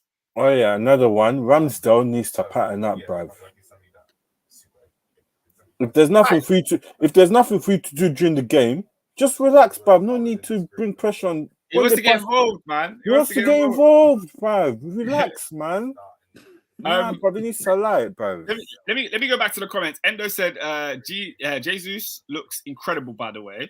I'll say no more. Oh dear God, though. He said, "Oh dear God, bro." I was reading that message like, "What do you mean? Oh dear God." Oh my goodness. What do you guys think Odegaard played well? He's a ghosty. Oh, no, he's coming out of the fancy. I can't lie. He came out. He's coming out. Quick. He's my boy, but he ghosts like. There's too many games I can count where he's ghosted. The games that he's been smashing it. He's on his thing, but this game, wow. As I said, our midfield, to ask him to play number 8 in midfield when you got all these physical men, nah, bruv. He's not. He looked like he was playing number 10. He was. Was it? That's was what he? I think he was 10. He was further forward. He was more advanced than Partey and Xhaka. So he was playing. Oh, okay. From what I can see, he needs to pattern up, bro. But yeah, do you know, Arsenal is a big topic. Whenever Arsenal come on here, the comments just start raining down. Shout out to everyone who's coming in and commenting. Endo says, Odegaard just looks good. That's all. We don't do much. Lola says, Odegaard was fine for me. He played well off the ball, but when the team can't help him smother teams, he won't be on it. Yeah, I tend to agree with Lola. I'm a big Odegaard fan. I don't think he was terrible, but obviously he just wasn't in the game. Endo said there was this one instance where he could have let fly, but decided to park. Oh, yeah. He got in the box and he had that opportunity and he should have bagged it. He should have just smashed the ball. I don't know. My issue wasn't the goal. It was that he didn't impose himself in the game as much as I expected him to. We don't shoot outside the box, bruv. Yeah. Arsenal, it's a crime. You're not allowed. Baraka saying shocker of a game for Odegaard. He even went out of his way to do the correct O, so you know he meant that. Went MIA a lot. But obviously there's comments on Jesus. David, you said last week that Jesus is Arsenal's best player. What were your thoughts on his performance? Assad said he let me down. I didn't say that. Yes, that was Peter. That was Peter. Oh, sorry, Peter said that. My bad. Peter said that. Yeah. What do you think? Listen, as I said, he presses well, which is fine, no problem. But as I said from the beginning, bruv, goal scoring, we need a goal scorer. Someone made a comment about that, saying that they're hoping that Jesus is just not just a player that looks good but don't score goals. You know what I mean? We need someone who can actually. Because, bro, if it's another season where we have to rely on Martinelli and Saka and everyone else to contribute, it's amazing, bruv. Yeah. I think when I saw Jesus, I said, wow, like he's got a point to prove. He's very, very good on his feet, silky with it. He can nip in and out and get past players. I don't think it's anything to worry about that he didn't score in his first game. I think goals are going to come. Arsenal are going to dominate possession, especially when you guys play at home. The ball will fall to him in the box. He's not a bad finisher. But Oscar, what I mean, even I said it before, I think I said it in the preview. We don't create enough chances. We don't. No. What's going on What here? happened? I don't know. What's happened? I'm just blocking. What is this? Hey, this is good, you know. We've got enough viewers that the trolls are showing up, the bots are showing up. Shout out love chat and that, yeah. Yeah, man. We got SOC. What's going on in the streets? What's going on in the streets? But yeah, no.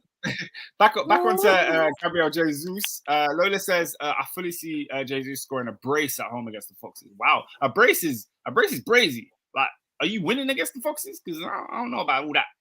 I don't know. Yeah, Endo says that fake account is on every channel. Apparently, yeah, I guess so. He's got time, bro. Yeah, man. I think it's a bot though. It can't be one person. Come on. He's got time, bro. But yeah, as I said, Jesus, yeah, I can't have you not scoring. I need you to have shots on target, man. I don't even care if you miss. Just have shooting opportunities, mate. 100. Yeah, man. I think Baraka put a comment. He said, look, Arsenal look good. And Baraka's a Chelsea fan saying that. I also agree. I think what Arteta has done is he's built a system that makes you believe in these players. And let's be honest, the players aren't A1. They're not great. Like Martinelli, Saka, these are young players who, if you're demanding them to win you a trophy or a league title, you're asking a lot from a 19-year-old kid. Do you know what I mean? Lola, we're gonna get there. Lola's commenting the same thing over and over again. We're gonna get there. But yeah, no, I generally think it's gonna be a good season for Arsenal. However, I still don't think they're gonna finish in the top 4. So, how good is the season? Do you know what I mean? It's a weird one. Who's Willow, bruv? What do you mean? Who's Willow? The man of the match from Friday night, the centre back that proved that he probably should have been playing for Arsenal last season. William Saliba. I thought he was exactly what I've thought of him in the French league. I've watched this guy play a few times last season and the season before, and I've said, this is a player. This is a serious player. He made his debut in the French team last season, and when he made his debut for France, it was in Marseille, which is the club he plays on loan for. He played on loan for, and the crowd cheered every time he touched the ball, and it was just like. It was like a big moment. It's like, how are you getting cheered on your debut for England? I mean, for France, this kind of thing. So, obviously, seeing him make his debut for Arsenal, he was solid. Even Gabriel looked shaky. Gabriel's the veteran, supposedly. He looked shaky. William Saliba looked assured. He snuffed out anything Zaha had to offer. Mateta, flipping, Odson Edward, anything they were throwing at him, he just handled it. He just handled it with grace. He's one that you have to think it's a game changer for Arsenal because he's the best signing this window. I've said that countless times. Arsenal signed a lot of players, but bringing Saliba into the squad is the biggest, most important one for me. Your defense now should be a little bit more solid, and we all know Arsenal tend to have that. Palace away. Hey, big man, yeah. I won't lie to you, bro. What's wrong? Our bench. I'm worried about our bench is looking a bit smelly.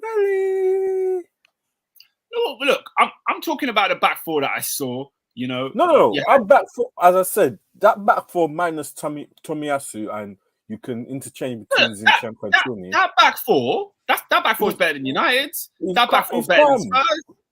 Oscar, as I say, Oscar, from last season, and I'll keep on repeating myself. Injuries, cuz we're 2 injuries away, and even still, bro. Let's not forget you had an injury. Tomiyasu is not there. You're playing Benny Blanco at right back. Benny Blanco. I keep forgetting you. We call him. Sorry, it's Lola, man. Lola got that in my head. Benny Blanco's the one, man. Yeah, man. Hey, number 5. Endo, come on, man. Hey, we can't. No. We're not letting that run. We're not doing that. We're not doing that. Number 5 is under investigation, bro. You need to. Endo says Martinelli needs to work on his finishing and be more composed in goal scoring situation. He plays at 100 miles an hour. For me, when people say stuff like this, I 100% agree. Endo, you're right. He does, but for me, it goes without saying. Like, it's very rare that you find a young player who is composed and can finish instinctively in the final third. I remember when Thierry Henry first came to the Premier League, and there was that little bit of a rawness to him in the final third, and he got the knack of it, and he started finishing. I think Greenwood is one of the only young players, another player that we probably shouldn't talk about. Yeah, but Oscar, how long has he been in the thing? He's been in the starting lineup for a while now. No, he hasn't. No, Oscar, I watched this Arsenal team. Listen. Listen to me. Listen, and I'll educate you. Him and Saka, they have a knack of when they get one-on-one, bruv, they always shoot like that. There's no conviction to their shooting. No, when they get into that position, like Sunday night, like that, not Sunday night, Friday night, like that position there, they always drag it wide. There's no conviction to their shoot. I don't know if they don't work on it in training, but I've seen that a couple times. But what I'm saying is, when I read Endo's comment, I said he's right.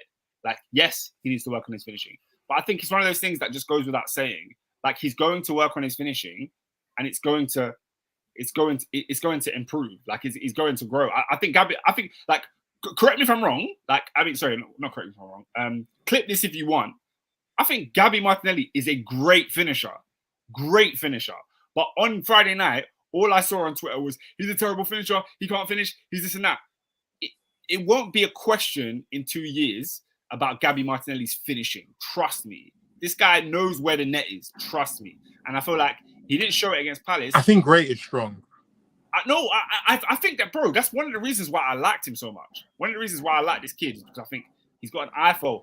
And when it comes to right now, he's not at the finished point of his finishing. Like, that's what I'm saying. I compared it to Mason Greenwood. Mason Greenwood, when he bursts into the scene, the guy's finishing is elite. Like, from day one, that's his best attribute. It's not Gabby's best attribute, but I think it will be one of his best attributes when he's finished his developments, when he's like 25, 26. I think he will be that player. But that's just me. Great is strong. I think he will be, bro. I think he will be. No, but I'm saying for now, I'm not sure. Because when he first came, I think Arsenal played Nottingham Forest on his debut, and he scored a header against two defenders that were twice as tall, and he scored another finish. I was like, who is that? He's quality, but I think his finishing has dipped, where his industrial ability has gone up. I think his finishing has dipped a bit. Maybe he's being played in the wrong position. Maybe he's not being played regularly. I don't know, but I think the more conservative point, or what I should have said, is what Lola said. I'm not worried. Gabby will get his finishing up. I'm not worried. I'm not worried about that for a second. There's some players where you worry. I don't think I'm worried. Endo said, told me not to mention Thomas, but you mentioned Mace. Oscar, you're Sorry, bro. Sorry. One of them's more fresh, innit? One of them's more fresh. It's thinking. One of them was getting booze on the weekend. You know what I mean? The other one, we ain't seen him in months. Endo says, Lola, what? He has like 2 goals since January. That doesn't concern you that he's not producing. How old is Gabby Martinelli? I think he's 21. 22? He's 21, 22. Why do you not love the goal tallies of 20? he's 21 years old. I tweeted this a couple weeks ago. You don't love it. You love looking at the goal tally. Bro, I'm telling you, go find Mo Salah's goal tally at 21 and what league he was playing in. Go find Thierry Henry's goal tally at 21. I'm begging you. In the words of the great philosopher Nunu, what were you doing at 21? What? Do you know when we're quoting Backchat London and Adrian's not even on the show? Why are we quoting it? That's crazy. But it's true. It's true. It's true. Like, for me, Bearman were not sourcing at 21. They're not. They weren't. Like Haaland, Mbappe, Greenwood are the exception to the rule. Freaks. They were not. The Robbie Fowlers of this world, freaks. Yeah, freaks. Some of the best strikers, best attackers. Ronaldo wasn't sourcing at 21. Thank you. No, Ronaldo was Thank not. you. So I think that's what I meant to say. I'm not trying to say, Martinelli's a great finisher now. I'm saying I'm not worried about his finishing because the way I see this player developing, I think of him quite highly, and I think he will be an upper echelon player. That's just my opinion. Endo says his lack of goals cost us.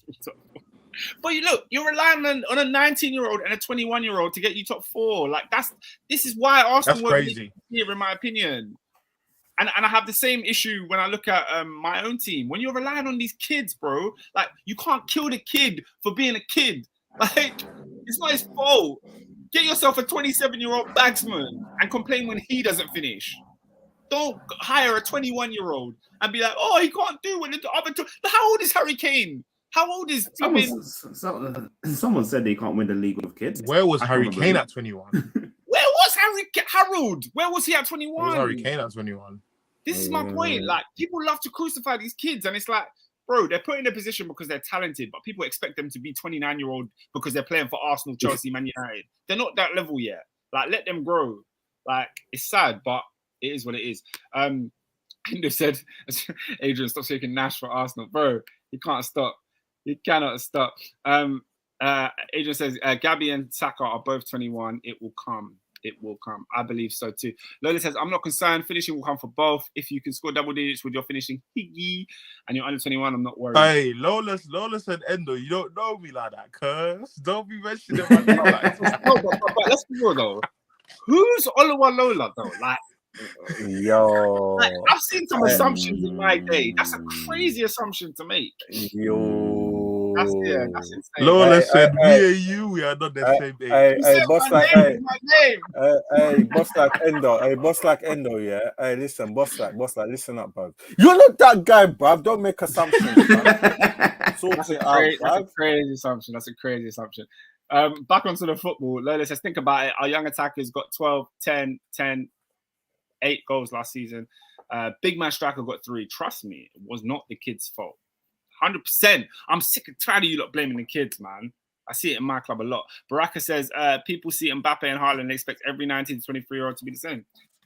This is why we have the words generational talents. You know what I mean? For them kind of man, not for every young player that's talented. Like, no, stop it. Anything more in this Arsenal game? Anything else? No, man. I think based on the game, I'm seeing some accurate assessments from Arsenal fans, and then I'm seeing some like over the top ones. Yeah. And I think the reason why I think everyone should calm down is because Arteta is in every competition this year. Your squad is going to be stretched thin. There's going to be games where you need a certain man to play, and they experienced it last year with the injuries during the FA Cup and the League Cup run. Like, calm down, because we still don't know what Nketiah is going to be on if he has to be relied on if Jesus is not available. Everyone's going to go to the World Cup this year, and we're going to have people that we love that are going to be injured. Some short-term, some long-term. It's a long season, guys. Yeah. It's a long season. It's the first game that's done. Arsenal were fantastic against Palace, but let's calm down. You see what I'm saying? Let's see 10 games into the season what everyone's saying. Then we can start to make some sort of conclusions. Okay. I have a question. Oh yeah, go on. I have a question. It's not an answer, but should we be worried for Palace? Because that wasn't the Palace that we've been seeing fairly recently with all their signings. No, they started their preseason late. It looked like their preseason. Their preseason was shocking, bro. So just I don't think so. I think what you said at the top, Ernest, Robin, was that you spoke about Eze not having a great game. We all know he's a good player. That's probably why you mentioned it. So I think those kind of things will tick over. At least they're coming back from injury. They've lost Conor Gallagher, which is legs. They've lost that running. But I'm not worried. Like I think Vieira has a plan. Vieira is a good manager. And yeah, he'll figure it out, man. He'll figure it out. I guess the other thing I wanted to talk about with Arsenal is there was a cheeky little Amazon documentary, and I don't know if you've seen it. All or Nothing episodes 1, 2, and 3 are out now on Amazon Prime. But obviously, episode 1 is the one I want to focus on because it features some members of the Top 4 podcast. I don't know if you saw this. Please, in the comments, let me know if you saw this. Episode 1. Arsenal get packed in by Brentford opening day of the season, and the camera just pans to David and Peter just looking lost, looking bewildered, looking befuddled. David, how do you feel about your Amazon Prime debut? Bro, my debut, bro, a couple seconds still, bro. I didn't even, bro. All right, collect your royalties. Collect them. You know when you don't know that the camera's even on you, bro. So exactly. Peter just scratching his head just made me laugh. Thank God I was not spitting blood. Oh my God, because I don't think you understand. The first goal we conceded was down that end where we were standing, and I was fuming at Ramsdale. Was it Ramsdale Leno? No, it was Ramsdale, definitely. I think it was, yeah. But yeah, man, it's hilarious. Me and Pete were just the fact that at that shot, I think me and Pete were the only ones left in the stand. There was a guy next to us, I think. Everyone, Arsenal fans dipped at the 70th minute, bro. Oh, man. I mean, like, you can understand why, bro. 2-0 down at home. I mean, you played Balogun up top in that game. Yeah, that was a stink. That weren't good memories, man. That says a lot. Lola says, let me go and rewatch the doc for that. Yeah, go rewatch episode 1. Just after the full-time whistle. That's where you found them. Lola, was it not Ramsdale in goal? I saw it was Len. No, because Ramsdale had joined. They say it in the documentary. So Ramsdale's first start is at home. Was it against Spurs? Yeah. Oh, was it? I didn't even know. Yeah. So they showed it in the documentary because obviously his parents come to the game and all that, but it wasn't the Brentford game. So like the Brentford game, really, it was not Arsenal's squad that we know it to be now. Lots of misfits, a lot of players that shouldn't be there. Lola says Leno was in goal, by the way. Adrian says it makes me believe in Arteta more than I did before. I've only seen episode 1. I need to watch episode 2 and 3 so I can indulge in it's sick. It's sick. I need it. See all or nothing. They need to do all top 6 teams. They need one. You think so? I just realized. Yeah. You think so? Yeah, man. It might have to be the way. I need to know what is going on in every single club. All the tomfooleries that is happening. I need to see what was going on when this happened. Oh, you're gassing me, man. I think I might watch it tonight. I think I might finish it tonight and see. Adrian says Norwich, I think, was Rascal's debut. I think he meant to say Ramsdale and it was corrected. But yes, I think we're done with Arsenal. Arsenal play again next week. 3 p.m. home to Leicester City. Lola's predicting a Jesus brace. So we'll come on to that a little bit later. Lola says it's only a matter of time. United's one will be mad. Oscar. Yes. I've sent you a picture, I've sent you a picture. I need you guys' comments on this thing. The thing is, I can't put it on the screen. My computer, my computer's moving mad. Like, it's not allowing me to share mad, yeah. Ladies and gents, I need your thoughts on this thing. What did you share me? You haven't sent me anything. No, I haven't sent it yet. Obviously, you can't see it if you can't share it. I need your thoughts on how do I even do this? Can I share something? No. Well, it's I don't know if you can. Unless it's on my screen. You should be able to. I should be able to, but I have to. It's saying to me I have to remove Chrome and upload, change the setting. I can share screen. I can share a screen and slides. Yeah, and stuff, yeah. Let Robin do it or whoever. Yeah, Robin, you're admin in that, sir. No. But I can click the button to share at the bottom. Yeah, run it, bro. David should be able to. Yeah. David, share it. This thing is moving mad, bruv. Bare long. You know when them ones there where it starts asking for password, bruv? Yeah, that's what for me. It says I got the cancel Chrome, change the setting. Yeah. That can't be us.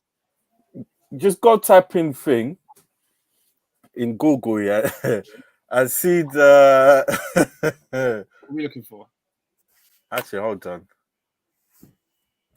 It's TG. Are we getting cancelled? No. Type in West Ham, yeah. West Ham Wool plan. I put it in the group here, and they've put up a new thing. You can't see the away fans. It is. Oh, is that what it is? Oh yeah, guys. I just clocked it. I saw you talk about it in the group chat, but I didn't understand what it was. I was confused. So there's a wall that means you can't see. Home fans can't see the away fans. You cannot see each other, lads. Hey, love chat. Love chat. Man, say we need mods on this now. We need mods. But yeah, West Ham have decided to put up a wall so there's no aggro between home fans and away fans. Well, it's not the West Ham; it's London Stadium, basically. So, yeah, I just wanted to know your thoughts. Fam, if you can't chat to the away fans can't chat to you. What's the point? It's like, yeah, it's a bit of a stinker.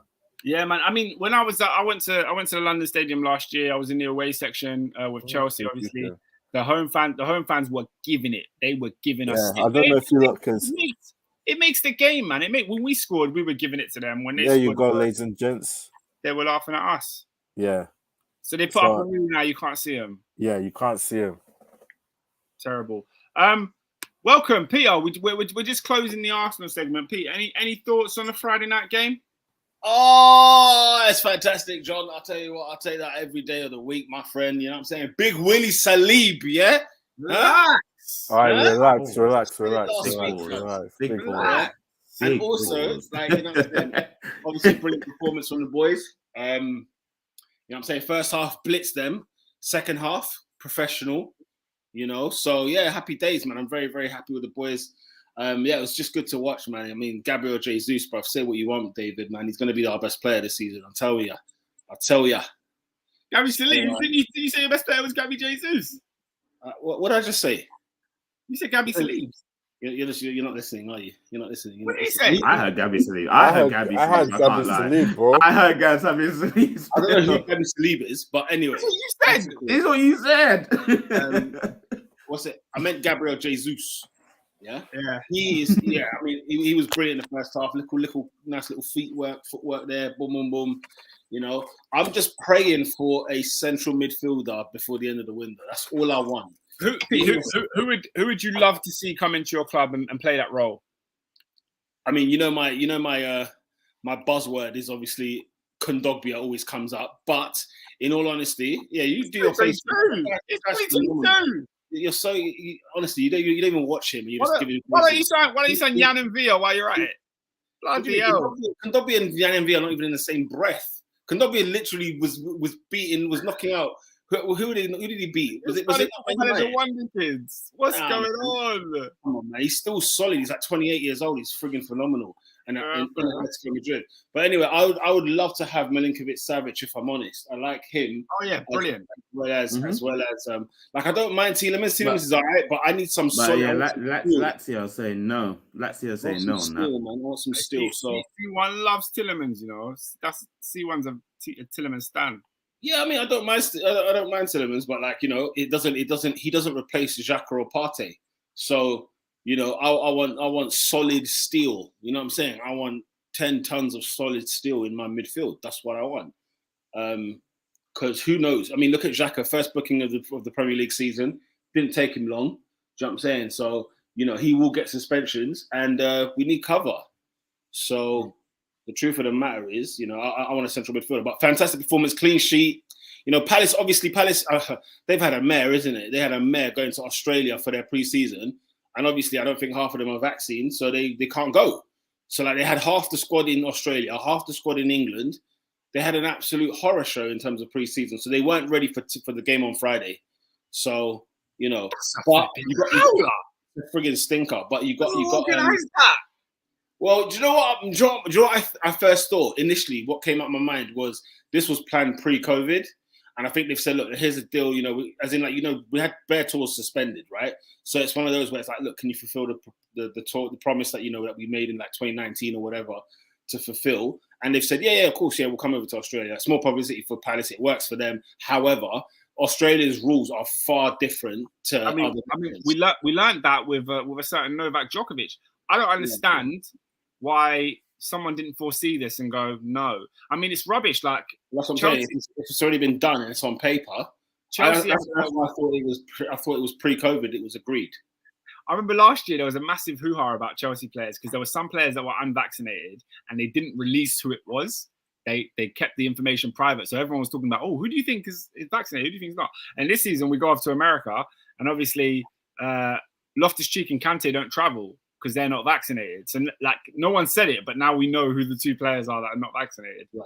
But let me back onto the football. Here's some more comments. C1 says Saliba is a baller, man. Player. Oscar, we said it. Hey, C1, we said it, man. Some people weren't ready to listen, but C1's that guy. Endo said, Oscar, big man saying, what cream do you use? I don't use any creams. I only use Vaseline on my face. That's it. That's the only thing that touches my skin. What, the blue tin? What, petroleum jelly? That blue tin. Petroleum jelly. That's the only thing I put on my face. The only thing. Lotion on the body, everything else, but the face, only Vaseline. Pete, any more on Arsenal? We're going to move on before you came, but you're here now. So while you're here, anything to say? I don't really have anything else to say. I like, just I want Arsenal to just let them carry on their job quietly. The first 5 games, in all honesty, we should have whatever the points are, 15 points, right? You know what I'm saying? You got Palace out of the way, which I think was the tough one. Leicester at home, you should be, especially how wobbly they looked on the weekend. You oddball. You know what I'm saying? We've got Bournemouth, we've got Fulham, we've got Villa before we go to Old Trafford. So we should have a good, and Old Trafford, depending on what kind of Man United it is on that day, you know, you could look at first 5 games, maximum points, maybe a draw at Old Trafford or something like that, depending on what kind of Man United it is. Yeah, man, I hope there's no defeat. That's all I'm saying. I don't want any defeats between now and Old Trafford. But yeah, we march on because October is hell on earth for us. Absolute hell on earth. So we need to get our points in the bag early doors. Big up the Arse. Big up the Arsenal, man. Shout out to Lola's request saying I must use face cream or I'm an oddball. Apparently, you know, I used to have bad eczema, bad hyperpigmentation. So I took anything off my face, anything that's got any chemicals in it, I took it off. None. Only Vaseline. No good Chanel. Only Vaseline. And my skin's been clear ever since. My skin's been clear ever since. I've been doing it this way for over 10 years now. So that's it. I ain't putting nothing else on my face. Sorry. Where are we going next? Chelsea. Oh, Chelsea. What did I say last week about this fixture? What did I say last week about this fixture? The worst fixture of the weekend. 2 teams that are unprepared, who had terrible pre-seasons. Why this is on TV, I don't know. It's going to be the worst game of the weekend. Guys, on TV, the worst game of the weekend. Guys, can I start with a particular topic here? I want to start with one thing. And C1 will know exactly how I feel about this because I've vented to him in various group chats about this for a long period of time. My club started a game with Cesar Azpilicueta on the pitch in the 2022-23 season. When that man signed a new contract, a 2-year deal, he's at Chelsea for the next 2 seasons, I said, we're not doing anything special this year. We might not even do Why was he given a new deal? PR? Ask that question again. Why was he giving a new deal? Don't get me wrong. I'm so vexed that Aspi signed a new deal. You can't. I can't even put into words, bro. When I found out Aspi was leaving or he wanted to go to Barcelona, I rejoiced. Like I already did my celebration. Yeah, I already did it. Yeah. I already did the Aspi's leaving party. I already had it. I said, look, he's leaving. Great. He signs a 2-year deal and he's starting the new game in the new season. I'm sick and tired of this, guys. He's not good enough. And I'm not saying it because, he was the worst player on the pitch on Saturday or whatever. No, it's not that. It's because we've just spent £62 million on Mark Cucurella, yeah? Who many people are calling overpriced. But the reason we spent that money is because he's a left back. Sorry, he's a fullback that can be competent on the ball. He can pass forward. He can assess the right opportunity to pass. He can receive the ball under pressure. He can play football. Yeah? And you need these ballers all over the pitch in 2022. I'm sorry. You can't carry passengers in 2022. I'm so glad it looks like we're moving Alonso on, but to keep Azpilicueta is just, it's hampering us. It's hampering us. He played right centre-back this season. I know at times he's going to play right wing-back this season. And the amount Chelsea rely on their wing-backs, it's going to be disgraceful. Comments are going crazy. Let me run through them. Assad says apparently he's a leader. He tucks his shirt in. That's as much leadership as we're getting. Assad says, the more I watch him, the more I dislike him. Adrian said, Aspie had to stay, to be honest. It's too much upheaval. No, he didn't. And that mentality is what's keeping us back. No, he didn't.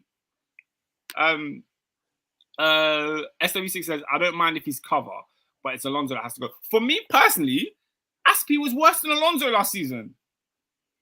Alonso was bad, yeah, because he's bad. But Alonso actually had decent games last season. I remember Liverpool away, Alonso played all right. In the Champions League against Real Madrid away, Alonso played all right. I can't think of any games last season that Aspie played well. I can't think of one. Not a single one. Somebody can drop it in the comments, please, if Aspie played well in a single game. Barack says, I love Aspie, but we've got to move on. We must release the shackles. We must. It feels like he's been like, like he's not crap. He's old, right? And it feels like he's been old forever. Since you last won the title, I feel like he's been. He can't do what we need to do to progress the ball and to dominate teams. Every player on the pitch must be a baller, especially the wing backs and the inside centre backs. Because obviously we play 3 now. Yeah, you have to be able to be comfortable on the ball and to make decisive passes, piercing passes from those positions. Yeah. So, we've got Reece James, we've got Cucurella, we've got Chilwell, who is very instrumental in us winning that penalty. We've got Koulibaly, who I'm so happy for. Koulibaly, an amazing signing. I thought he was great on the weekend, and I think he's going to be a great player for Chelsea. It's not all doom and gloom. Assad says, Sarr, Alonso, Werner, all gone. I'm happy about that. That's great news for Chelsea. We're clearing some of the deadwood that has been in this club for a long, long time. We need to get a few more out. Barkley needs to go. Who else? Who else am I forgetting? More. Anyway, Lola said James ain't fit. James had a shocking game. Absolutely shocking. I think she's upset because she probably had him in the fantasy, right? You got your clean sheet. What are you upset about? Got your clean sheet. No, but his corners were disgraceful. Everyone hit the first man. I was talking about Eze's corners and delivery. Bro, James' delivery was shocking as well. Yet, I don't think Chelsea were fully ready for the season. But there's a couple more issues I do want to get to, which I'm sure the comments will agree with me. Assad says, Alonso is so undervalued by our fan base. I actually really like him. Yes, he has some deficiencies, but he's more of a goal threat than most of our forwards. Assad? No, do you know what? I kind of hear him, No. I kind of hear it, man. No. I think Alonso gets... No. He had a terrible time. I'm not saying he's good, but I think he gets far too much for what he does. I think he gets far too much.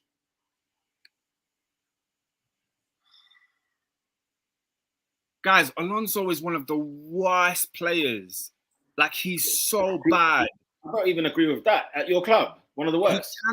Definitely one of the worst at our club. Definitely. He cannot overlap. He cannot defend. He cannot track back. He can't track a run. He doesn't know how to cross. What are you doing? All you can do is shoot, and you're not a striker. Get out. Get out. I gave Alonso a semblance of credit on this podcast. I just talk about the games where he actually played all right, and you lot had to go and do this and make me criticize him. You lot had to go and do that. No, Assad made a point, and I thought I've always felt that point. In fairness, I've always felt that point about Alonso. Baraka's making a point right now. Sarr, Alonso, Werner leaving this club. Music to the ears. If I had to keep one of these players, it would be my man Sarr. That's how much I don't like him. Really? I mean, Sarr offers you nothing. Absolutely nothing. I'd rather play him at centre back than play Alonso. At least Alonso did something, whereas it's just that he was terrible at other things. But Sarr gives you nothing. You know what I'm saying? Absolutely nothing. No one can tell me he's good at. Oh, look at Assad. Our P&O's Alonso is decent, man. How many times has he popped up? Yeah, he's definitely no, but he has though. You can't ignore that. He has popped up at times where you think, okay, you know what I'm saying? I think he's a left back. How about you pop up at left back and start defending? Yeah, I mean, that's up in the final third. I'm not saying left back. I'm not saying he's Roberto Carlos. I'm just saying that you know what, for what it is, I don't think he's as bad as W6 is saying, he was a good servant. He was a good servant in 2017. It's 2022. When will my club arrive? Yeah, I mean, when will we arrive? His legs are gone. Get him out. Get him out. Get him out. Look, you've got good replacements now, so it makes sense. It makes sense. I'm hoping so. There's been times I've been very excited with transfer windows, and you know what transfer windows are like. They turn out to be garbage right in front of your eyes. Baraka says, put a player with pace next to Alonso, he'll get caught in the counter-attack. Alonso is barely faster than Jorginho. This man runs like he's in a dream. You're in a dream and you're running away from the nightmare. You're trying to run, but your legs just ain't giving it. He runs like he's wearing a backpack, man. The guy makes me sick. Assad said he's won everything at Chelsea. I'm happy for him. Great. Let him take his medals and go. Hang it in the Louvre. I don't care. Like, he shouldn't play for the club. Sam Lewis says Alonso plays as well as he can drive. Yeah, man. I'll let you lot make of that what you will. But generally, okay, let me go into the general performance. Chelsea won, Everton 0. It was poor. It was languid. It was uninspiring performance. Chelsea didn't create much. We were trying to piece things together. I think Raheem Sterling is our best attacker by a bit, and you could see that. Hey, yo, Raheem though. What happened to him? Mad. Yeah, man, he got bent over. It happens, man. It happens in the game. You're using all your body to try and get the advantage. He showed us his talents. But yeah, it is what it is. It is what it is. It is what it is. But yeah, it was Pete. Correct me if I'm wrong. It was a nothing game. David, you watched it as well. It was a nothing game. Really. It was an awful game. Awful game, bro. It was boring. You know what I'm saying? It was poor. And I said it last week. I just said, what is the point of this game? Two dead teams. Yeah. Tell you what, let's put them on TV. Get out of here. Yeah. I mean, there's not much to talk about. We got the win by the skin of our teeth. He's playing in the Granit Xhaka role. I was saying, what am I watching? You know, I'm saying Gordon's number 10. I thought, yeah, that's when you know we've tapped out here. We are tapped. Lampard gave him that 10 and he loved it. You know it. Assad says, Pulisic, Broha, Sterling front three versus Tottenham. We got Tottenham next weekend, guys. I don't know if that's the front three I'd go with. Mount was absolutely shocking. Tuchel called him out for sleeping on the pitch. Kai Havertz, goodness me. We might as well have had an NFT up front because he just wasn't there, was he? No, he just wasn't there. Oh, hey guys. Oh, look who's here. Oh, hey guys. Are we talking about Kai Havertz? Yeah, we are, man. We are. Oh, okay. You heard Kai Havertz and he came straight back, boy. He's right there. Yeah, man. Yeah. Assad said, I don't mind being boring. We're moving in the right direction with signings we're making. Defense and midfield look solid too. We will improve. Don't worry. Chelsea are definitely making signings by the end of the window. That's a given, especially with Werner going. You know, there's going to be a big signing coming in. Tuchel has said we are looking for an attacker. He's made that abundantly clear. They asked him why nobody has claimed the number 9 shirt this year. Is it because of the curse? And Tuchel alluded to the fact that we might be bringing someone in who will take that shirt. So I've told Ernest that I don't think we're signing any strikers this window. Who knows? I could be wrong. Amanda Brozier made an appearance on Saturday. Oh, flipping heck. Can't get rid of him. Amanda Brozier made an appearance. You know, all right. Conor Gallagher made his debut for Chelsea. Yeah, all right.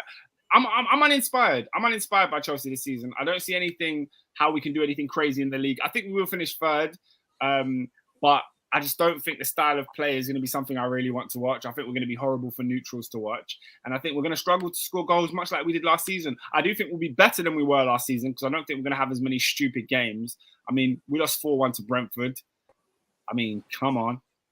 But Timo's in Germany, so does that mean that a striker's coming in? Yeah, that's what I said. I think Chelsea are looking at a striker. They're going to bring someone in this window. I didn't think we were before, but I think we will now. So we'll see who that player is, and also we're also looking at Man United's target, Frankie de Jong.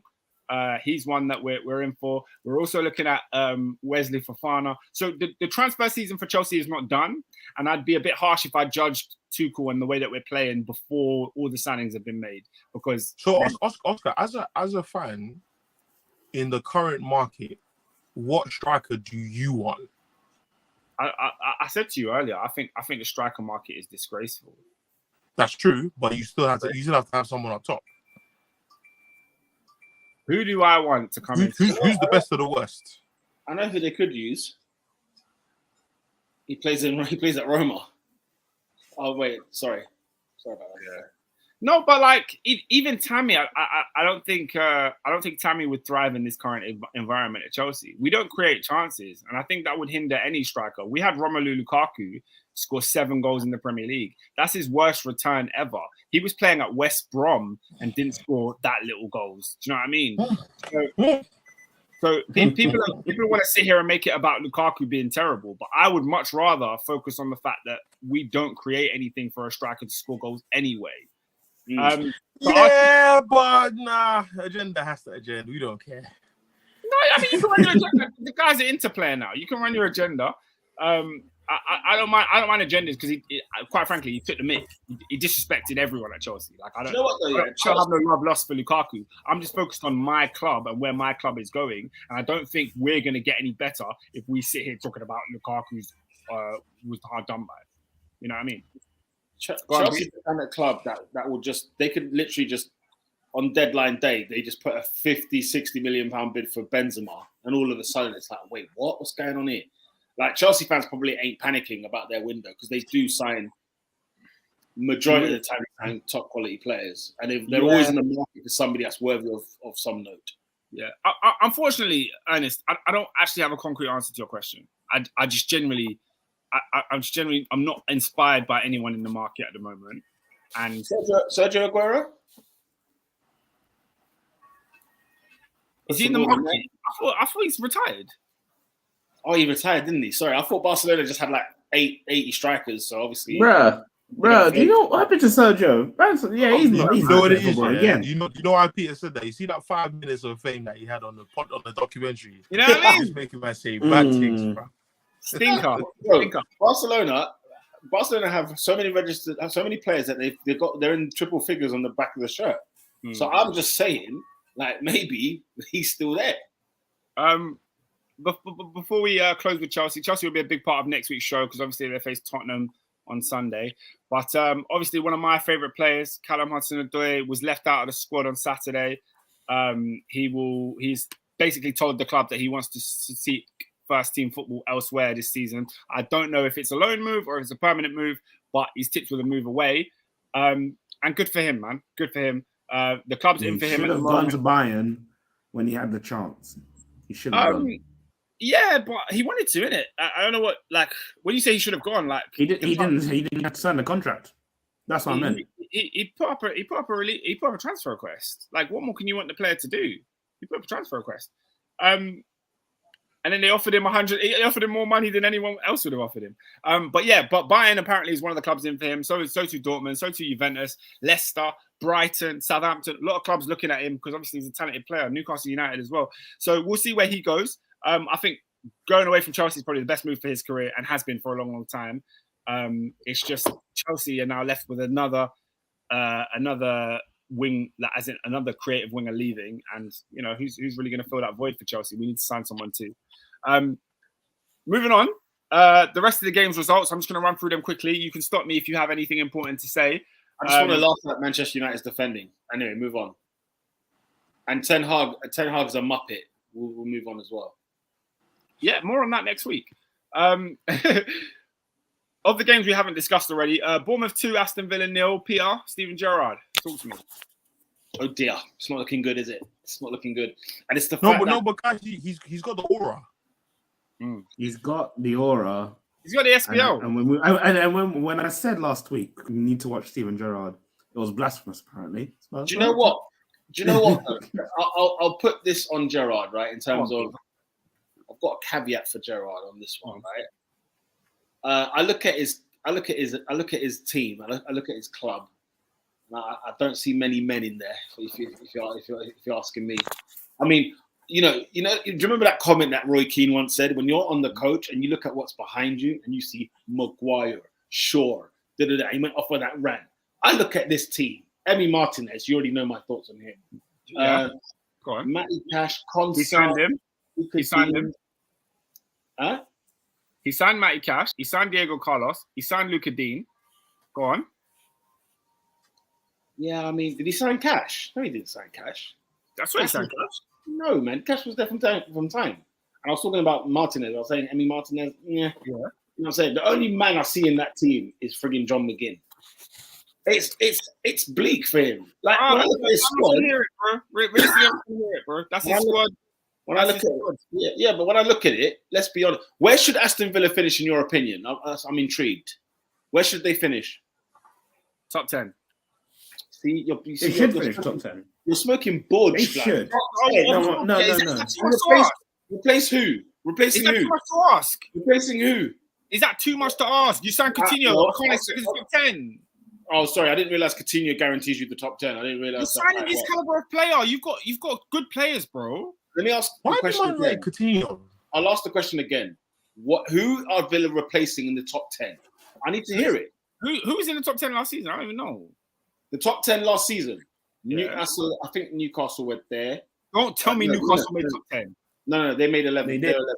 They're 11. Wolverhampton Wanderers. Yes, Aston Villa can replace them. Aston Villa can replace them. Carry on. Hang on. Head to head in a game. Head to head. Who's winning? Villa or Wolves? Villa can beat Wolves, bro. Why are you acting like it's some unsurmountable feat? That's not. I'm not saying can. Listen, Brighton can beat Man United. It doesn't mean you're saying Brighton will always beat Man United. What I'm saying is Villa versus Wolves. You've got money on Villa over Wolves. Who's the manager? That's the question. No, I see no reason. I see no reason why Villa are not a better squad than Wolves. I'll take more Villa players than I take Wolves players. Are you sure? Yeah. Okay. I don't know a single Villa player that's better than Pedro Neto for a start. Pedro Neto's great. Pedro Neto's great. I don't change. Ruben Neves, you got Pedence, you got Joe Sarr. You know what I'm saying? They've got better players. That's fine, but I can give you Douglas Luiz, I can give you Leon Bailey, I can give you Danny Ings. Leon Bailey's not that good, bro. Put Leon Ernest, these dons that just watch they hear about Leon Bailey on the Leverkusen. Does Leon Bailey not start for Wolves? Huh? Nah, I don't think so. Over Neto. They just signed Guedes and they got Pedro Neto. Both better than my man. Pedence, bro. You're giving me Pedence. They're not replacing Leicester City in the top 10. They're not replacing West Ham. Wait there. You said I asked you, Villa you're saying Villa should finish in the top 10. That's what it's aiming for. They've not got a top 10 side. We've got to start with that first. They haven't got a top 10 side. Do me a favor. Who do you want so much that you put them in the top 10? Bro, they've got McGinn, they've got Konsa, they've got Matty Cash, they've got Luka Dean. Are you having them ahead of Palace? Come on, yes. They can finish ahead of Palace. Where did Palace finish last season? They finished higher than Villa. What are you talking about? Where did they finish? 12th. And where did Villa finish? 14th. So it's crazy for me to think they should finish above them. It's crazy to finish top 10. Bro, come on, man. That's what they're aiming for. What do you think they're aiming for this season? Mid-table. Top 10, bro. No one aims for mid-table. No one aims for mid-table, bro. All right, then. How do we have a peaceful pod and Peter comes in here and just does all this? No, you just say outlandish things. All I'm saying is, listen, Gerrard is not going to necessarily, may not be a top manager. He might not be doing top things at Villa. But I will say, hello, look at Villa. We need to take our mindset of what people think Villa are. This is a club. Pete, he won the league in Scotland. Yeah, big man. Listen, he's a big man, bruv. Listen, I'm Team Gerrard. Don't get it twisted. He's won the league. I'm bigging him up for that. But he's at Aston Villa. Oh, I actually said the Rangers thing sarcastically. So I No, I rate it. I'm sorry, Pete. Come on, man. He's got players there, man. To beat Celtic in that league, hats off. I tip your hats off. Standard. I tip your hat off. You know what I'm saying? The same Rangers side that went to a Europa League final. You know what I mean? They know it's not a slouch thing. But Villa, I mean, you know, if Gerrard loses his job at Villa, I'll be shocked. I'll be amazed. Because I'll wonder who they will go for and where they expect them to finish. I'll be amazed. Peter, there's better managers than Gerrard, man. Stop it. Yeah, freaking Jurgen Klopp is. He's not going to that will take the Villa job, though. That's what I'm saying. Take the Villa job. Man said there's better managers than because if Gerrard, who's won the Scottish League, can't do well, who is better than Gerrard that takes them into this top 10 that you speak of? Do you remember we started the podcast about a certain Graham Potter, and I said a team like Everton or a team like Aston Villa would. Brighton finished 9th last season. Huh? Brighton finished 9th last season. Yeah. Why would he want to go lower? Because Hold on. He's not leaving Brighton. He's not leaving Brighton. Villa are a bigger club than Brighton. But he's not leaving them now. But remember what we discussed at the beginning of the pod? Infrastructure is a big part to play. Of course. Aston Villa don't sign well. They don't sign well because they're like that. They sign good players. They just can't put them together. Aston Villa. Yeah. How many good players do they sign? We named them. They sign a Luka Dean. They sign a Matty Cash. They sign a Leon Bailey. They sign a Buendia. Leon Bailey's not good. Okay, I mean, Leon Bailey played in the same team that you rate that Kai Havertz came from. Leon Bailey's not good. No, but Leon Bailey is a good player. He's a nice exotic name to say because he's Jamaican. He's Jamaican and he played at Leverkusen and he's good on career mode. But he's not good. He's as good as Pedence is good. But guess what? Pedence finishes higher every year. So Podence is in a team that finishes higher, but Leon Bailey finished last season on more GA than Podence did. Okay. Bailey's team finished 14th. But we have to think about Bundesliga tax because I've seen that league now. I said Premier League. Why are we talking Bundesliga? I'm talking about the Premier League. Oscar, I'm just saying there's no manager. Let me not say no manager. Graham Potter's a great manager. However, he'll be deluded to leave Brighton and go to Villa. He'll be deluded. Fair enough. Maybe he wouldn't want to go there. But they're a bigger club than Brighton. Saying, you know, here's the thing as well. Remember, like this was Dean Smith's club last season. Just last season. Yeah. Villa are a team that literally came on. Where did they finish under Dean Smith? I can have a look for you. What year? The year before? Yeah, they finished 11th. So why is it so mad for me to expect them to finish 10th? Because since then there's been better teams. That's all. Oh, come on, man. Come on. Stop giving Gerrard this slack. No. Listen, I'm not talking about Gerrard here. Yes, that's what I was talking about. You said why should I expect better than Gerrard? No, I'm just saying that I think you've got to bring Villa's squad back down to size again. No.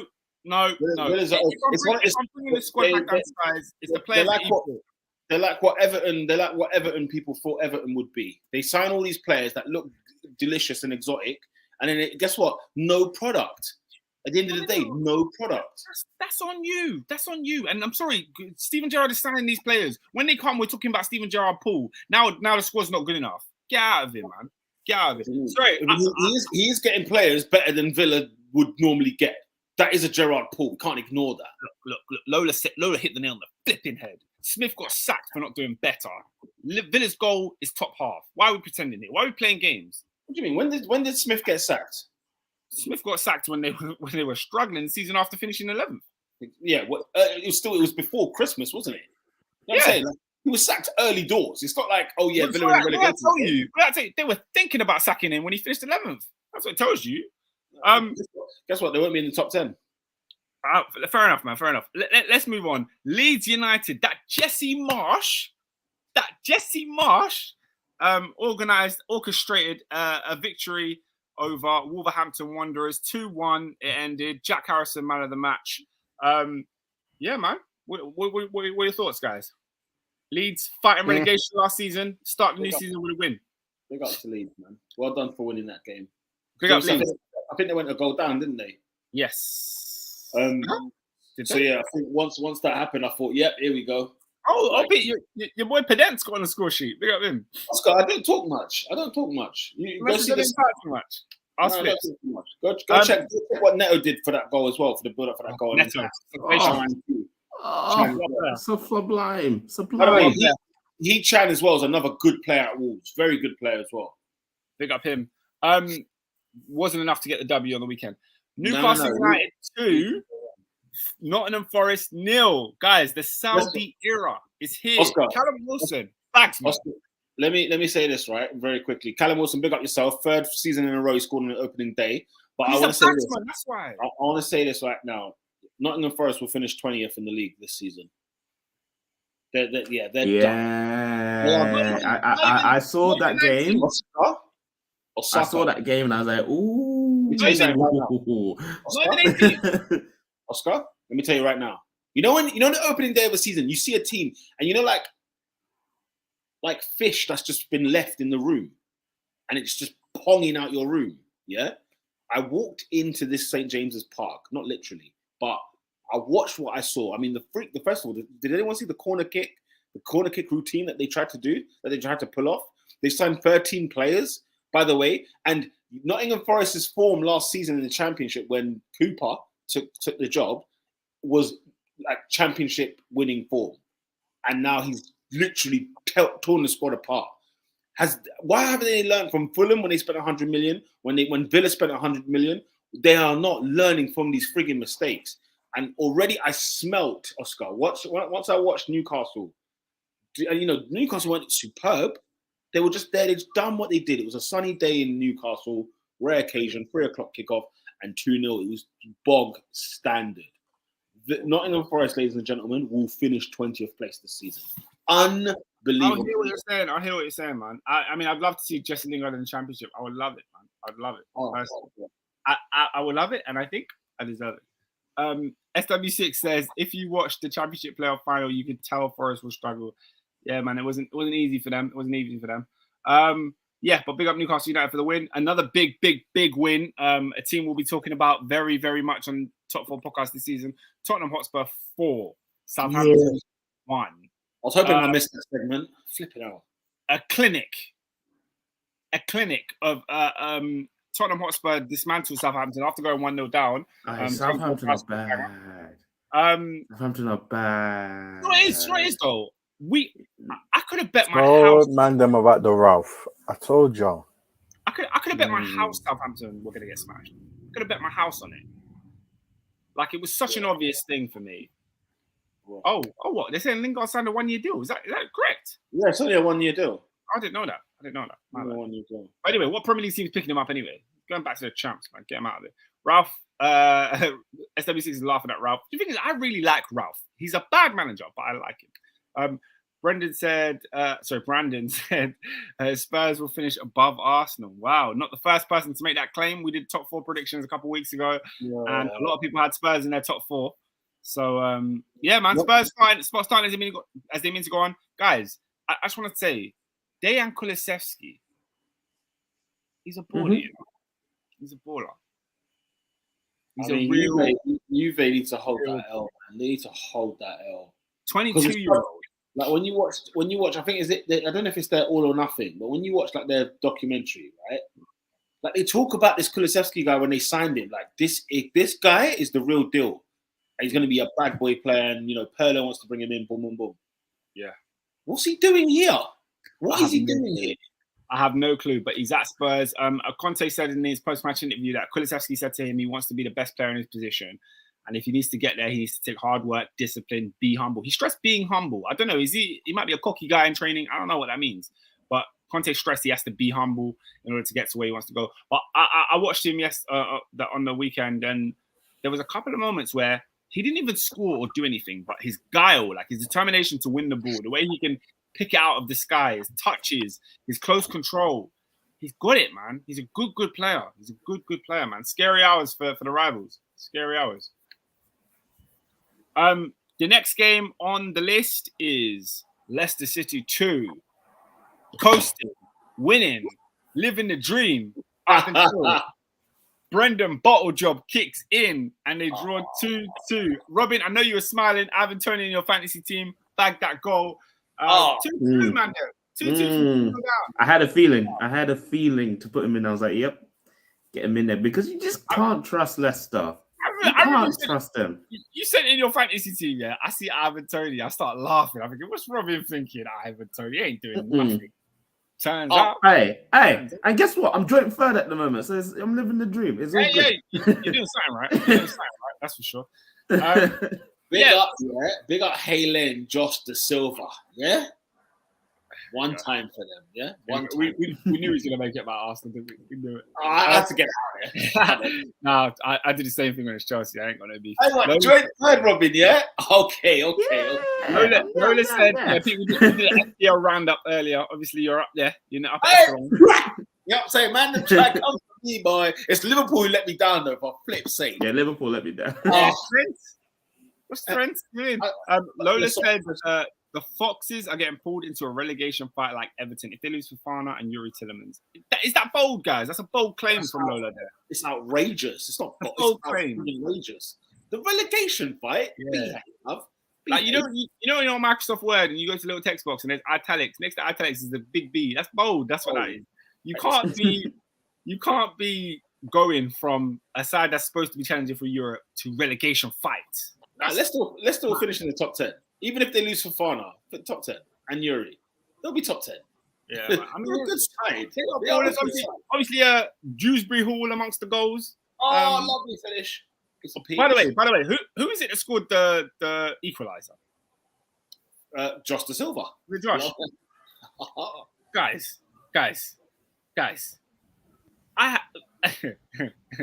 I've never seen someone invited to take a shot more in my life. Guys, but I'm begging you, do yourself a favor. Go back and watch Josh De Silva's goal and ask yourself, at what point is the defender going to engage? At what point? When will you marry? Where will you decide to step forward and actually make a challenge here? This guy was 30 yards out with the ball. He walked 15 yards with the ball, then took a shot. What's going on? They were giving him the Iron Robin treatment, blood. Like, just lean one way so that he can just bend it around the other. Literally begging him to shoot. Begging. They begged him to shoot. Outrageous. Lola says the Foxes have signed no one and don't look good from the end of last season to preseason. Bottom half finish if they're not careful. Peter, scary eyes for your boy, Brendan. Listen, man, the Foxes have their holes. That's all I'll say. Yeah, man. Facts. You say the Foxes are going to crumble like a tin of biscuits. Lola says their cat. Did no one get that? No, we got it. You got it. We got it. Yeah, Hey, we got it. It was my one. My one was a friggin' hymn. What was your one? The Foxes have their holes. Bruv, pause. What song that? Foxes are. Catholic hymn crew, bro. We got the Catholics in and around town. I don't know about the Foxes. Pause. Big pause. Lola O said they sold their captain. Their backup keeper is Ward. Jeez. Man, I had Ward in there fantasy as well. Yeah, I choose Ward in the fantasy. I did do that still. I did it. Yeah, man. Ward, it's me. Yeah, man. All right. That's all the games covered. So my next question to you guys is, who's player of the week? The machine. The machine. Haaland. Yeah, the robot. Brought Haaland. Hey, so we talk about Bundesliga tax and how much is a thing. He's an exception to that rule because he's going to do the exact same thing what he's done in Germany. Yeah, Robin, he's walked into the Premier League and he scored a brace on his debut. What the flip is going on? But people actually tried to put Bundesliga tax on him. On him. The truth is, you know, I'm going to get mad all over again, Pete. I'm going to get mad all over again. Do you know why? Because this guy won the Golden Boot in the Champions League playing for RB Salzburg. Are you mugging me off? And people thought it was Bundesliga tax. Are you Sure, shocked? You know what it is? You have to what you have to remember, when you're a world-class player, it doesn't matter what league you're in, you are world-class. The thing with Bundesliga tax is for the likes of Leon Bailey, Granit Xhaka, you know them, Timo Werner. That's who it's for. Kai Havertz. That's where the Kai Havertz is well. Man, I ain't talking about world class. You think if Robert Lewandowski walks into Sancho as well, includes Sancho. Jadon Sancho. You don't think if Robert Lewandowski walks into this league, he would have bagged 30? I mean, come on, bro. Like, these men are elite. By the way, on Lewandowski, did you see his little pre-ting at Camp Nou? Oh, shades of Ronaldinho. It was unreal. It was unreal. Man was balancing the ball. But will he play, Peter? But will he play? Listen. If I'm a Barcelona season holder, I've got everything I needed. All I need is that. I don't need to score goals. Wait, man, we need to discuss Barcelona on top 4 extra time. That's what we need to discuss. That's a farce. Yeah. Farce.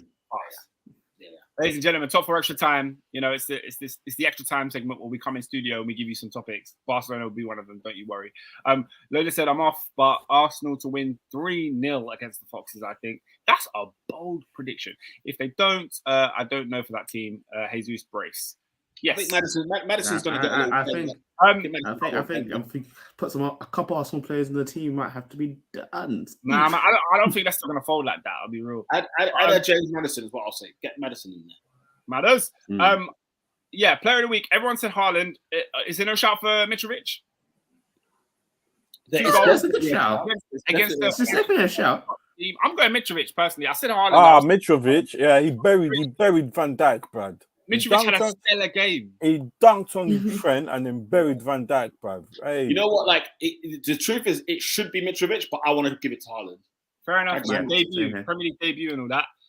It's either way is a good one. Robin, are you changing your vote? Or are you sticking? I'm still with Erling Brot Haaland. I hate to say it, Barcelona will be dangerous. Oh, of course, I agree, Brandon. I agree. Can somebody in the comments please comment down below? First person who comments Haaland or Mitrovic, that person will win Player of the Week because we're at a split here. Oh, is that, guys? Does this count as a vote? Brandon says Mitrovic made Liverpool look aged. Is that a vote? Are we counting that as a vote? Well, is he giving Mitrovic the answer? That's what I want to know. Is he giving it? He said, I think he's just talking about Mitrovic. I don't know if he's saying Mitrovic should be player of the week. Guys, are we counting? No, we're not counting that. We're not counting someone's got a comment. Someone's got a comment. Tell us who's player of the week. Instruction. Mitrovic or Haaland, yeah? Don't come here with no other name. I'm not trying to hear Declan Rice or nothing like that. No. Mitrovic or Haaland. Comment. Willie Saliba. I'm saying. Zinchenko. Go! Mitrovic is player of the week. Shout out to him, man. Back in the Premier League, back in the big time, finally getting amongst the goals. You know, Oscar, you're saying about Erling Haaland, right? You were saying that, boom. Manham was saying, like, how can he do it in the Premier League? He's going to do it in the Premier League. You know, like they said that about Mitrovic, innit? He was a Championship player.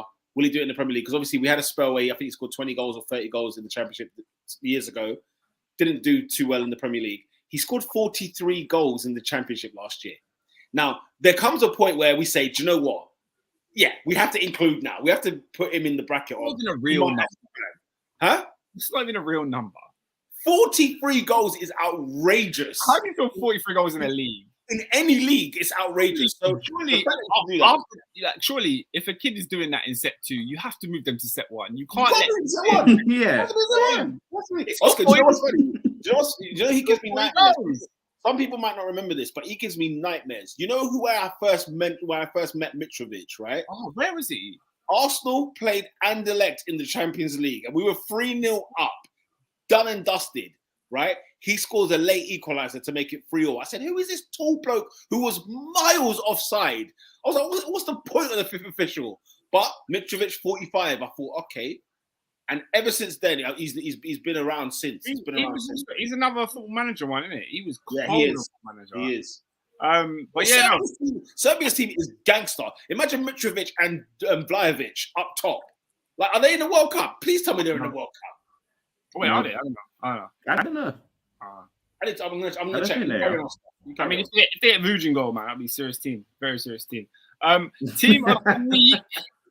Ladies and gentlemen, who are we voting for team of the week? There's a couple of new sides that put in there. Spurs did look impressive, didn't they? Of all the teams that won, I think Spurs were the most impressive. I'm going Brighton. I thought Brighton played really well. I thought they were bloody brilliant. You know what I'm saying? And I thought they played. Like, Man United were bad, but Brighton, I think, did play very, very well. I mean, for the record, I don't think they'd won at Old Trafford for their. How long was it? They kept talking about it. It was the first time ever. First time ever. There you go. But imagine, right? They've lost Basuma, they've lost Cucurella, and they still did that. Like, no, I'm sorry. Hats off. That's insane. Pete, you've swayed me. My vote is for Brighton too. David, who are you going for? Team of the week? Oh, Serbia are in the World Cup. They're playing Brazil the first game in the group stage. The story. I can't lie. Brazil turning them over still. We gonna see. Yeah, that Brazil team. Mm-mm. Oh, listen, I'm all over that Brazilian team. That Brazil team is serious. David, man, who you got? I said Brighton. Brighton. Robin, who you got? Team of the week. I said Spurs, but Brighton's won. Spurs. Brighton is the winners. Congratulations, Brighton Hove Albion. Graham Potter, man. He's proving me wrong every year. Big up, man. Brandon agrees. All the way from Chicago. Brandon agrees. Goal of the week, ladies and gentlemen. It's got to be. It's Lionel Messi, bruv. Oh, Messi! Lionel Messi, bruv. Like the answer is Messi, right? Yes. Let's park it. But Premier League. Who got the Premier League one? Darwin Nunez, blood. Darwin. That goal. Guys, I don't think his goal was that good. The assist and then the flick. Because you know what's funny? He tried it 5 minutes earlier. That's why I don't rate it. Yeah, that's why I said I can't rate it. 5 minutes earlier, and they said, you've been warned. They didn't listen. The next ball comes in. Ping. That's the only reason. That's the only reason why I don't rate it. Is because he tried it 5 minutes before and it didn't work. That's the only reason. So it's like, that's not. Do you know what? It's like that's your go-to. Like, he's like the guy that can do one skill and he does it 7 times in a game. Allow it, Oscar. Allow it, blood. Oscar, allow it. We know you can do a step over. Like, show me something else. Juke something. You know, Oscar, you're a hater. You know, that's a hating move right there. Because look what he's done since he's joined Liverpool, right? The Community Shield, he comes off the bench, bang, he's in. He comes off the bench again. I think he's got a goal and an assist, right? Have I got that right? Do you know what I'm saying? But obviously, Messi as well. Yeah, the Messi assist. Oh, which goal did he assist? For what's his gums? Was it for Neymar? Yeah, it was for Neymar. I thought it was for Neymar. Oh, the flick! Oh, and then there was one Neymar flick. I don't think they scored, but there was a Neymar flick. Oh, it was delicious. Is this PSG's year? Are they finally going to be a serious team? Excuse me, Robin. Next time. Robin. They play. Are they going to be a serious team? They play Clermont. Okay. They play. But the question is, are they going to be a serious team? They play Clermont. Yeah, David's saying Fabian Schär. Fabian Schär is absolutely worldy. Fabian Schär, Oscar? Yeah, I haven't seen that. I haven't seen it, mate. Share. It's a fantastic show. It's spelled Schär with a little umlaut, meaning share. Did anyone see Ismaila Sarr's goal? I didn't see that. He said it was tonight. I can't lie. I really love Mitrovic's goal. I really love Mitrovic's goal. How is Ismaila Sarr still in the Championship? Someone needs to pick him up. Yeah, man. Oscar, Chelsea need to get involved. I'll take him. I'll tell you why. I've got my God! I've got a reason why. No, guys, this is a ridiculous take. What's with the hatred on? What's with the hatred on Nunez, guys? I need to hear this. Bro, you don't need to come forward, bro. Come forward. Oscar said he doesn't, show me something else, right? And Ernest says he's a bad Mario Gomez. I didn't say show me something else. I just said he can't win goal of the Hey, week. up his Viva. He's up his Viva, mate. His checkers are not there, bro. God. Up your Viva, cuz. Jeremy Levion. What's more more next? Shut your mouth or relax your mouth. Shut your mouth is definitely more disrespectful. Brandon, Gomez was not trash. Bro, my goal of the week is wait, who did I say? You got Dewsbury Hall is one. He's one of them. You've obviously got Fabian Schär's goal. You've got I would say Josh De Silva, but he had acres. Yes. I really love Mitrovic's goal, so I'm going with his. Which one? First or the first goal, yeah? First one. I mean, he went all that. He beat Trent to the air. Boom. Although the ball was delicious. The cross. Sensational. It was a really, really nice goal. Sublime cross. Yeah, guys, who are we going for? I said Messi, bro. Hurry up. Darwin Nunez. If we include the Messi, then it's Messi's goal of the week. I'll go with David, man. If we include the Messi, then it's Messi. Sorry, guys. Messi is then. David, I have one question. We've waited months and months and months for you to answer this question. I have one already lined up. Oh, who's David? not that guy, bro? David? Go on. Ask me. Who's not that guy? So, there's a question you asked, Peter, you asked earlier why Ishmael, how do you pronounce his surname? Sarr. Ismaila Sarr. Where's he from? I think he's a Niger boy, no? No, bro. He's Senegalese, bro. I can tell you why. Because not that guy this week. This gentleman, born the 24th of May, 1949, blood. Yeah? 49. He was born in Rome, Italia, the home of the racismo. The home, man. The home. Racismo. There's multiple. There's multiple brands. That's why. That's one location. Why is it the home though? I mean, you could have said red wine. You could have said cheese. You could have said something. My man is an Italian film producer, yeah, and he owns two Italian clubs. One is Bari, who are in the what division are they in anyway? Serie Anyone B. know? Serie what? Bay. Did man say Bay? Serie Okay. B. Okay, Serie B. And he made a couple comments for another club that he owns. He said during a recent appearance on Wall Street Italia, He was complaining about a number of players missing during club fixtures between January and February. Oh, interessant. January and February, yeah. And he said, who was it? This is Koulibaly who responded, bro. Where's his comments, bro? Hold on, I need to find them. He said, okay. He said, yeah. What did he say? He said owners are idiots for paying the players while they travel across the world during the domestic campaign for other teams. He stressed he has no issues with the players themselves. I told them, lads, don't talk to me about Africans anymore. Yeah. I love them. But either they sign something confirming they will back out of playing the African Cup of Nations, or otherwise, between tournaments, the World Cup players in South America, these players are never available. We're idiots who pay salaries only to send them all over the world playing for others. So he wants them to sign a waiver so they do not participate in playing in AFCON or championships in South America. I never have them, and he's talking about Napoli players available, yeah? So, obviously, AFCON have responded. They want my man banned and all that jazz. So not that guy this week. Thank you. Opening tap, bro. Thank you for kicking us off, yeah? Aurelio De Laurentiis. You're not that good, bruv. Sort it out, blood. Oh, this is a controversial one, my friend, because this is One of the videos. Don't say anything. Don't say anything, because I was gonna say, just people can watch on extra time. Just watch out for extra time. If you want to hear our extended thoughts on this, we've actually done a video which is going to be coming out on Top 4 Podcast. Extra time. We've discussed this topic at length, really, going into the ins and outs of this, but it's a sticky one, isn't it? It's a sticky one. The idea of a manager saying, nah, these black players that we're signing from Africa, I shouldn't say black, but yeah, these players that we're signing from Africa, it's not really financially benefiting us. So this AFCON either needs to move or we ain't signing them. It's crazy, man. It's crazy. It's bold. Not that guy. Thank you.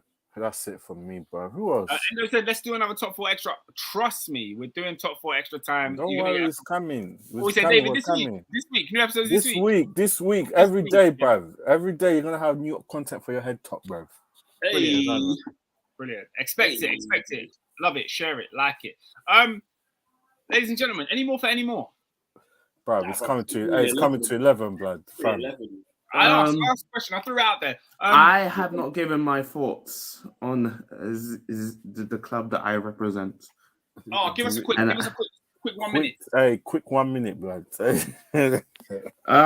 So I woke up today to some interesting transfer news. Quick 1 minute. He says, "I woke up today." Flip it. I woke up today with this quick transfer news, and you know what? Yeah. This whole day, I've gone through a range of emotions, but I had to ask myself a very simple question: who would I rather play in midfield, McTominay or Asian Rabiot? I had to ask myself this question, and I'm going to leave it at that because that's all I have to say. Because if I stop, we're not going to stop. I hope you guys ripped into the Marco and Asian Rabiot segment. I can't wait. Don't worry, Ernest already. Ernest had his rant on it. We kind of just let him go. Endo said, "I love that show, man. It's very professional. You guys should do more football challenges in the future. I want to see some man get exposed." Wow, Baraka talked about me not being in the dumps. But yeah, we'll have more content out for you. Just need to do a quick edit. Extra time. Please, guys, if you see our videos, share them, retweet them.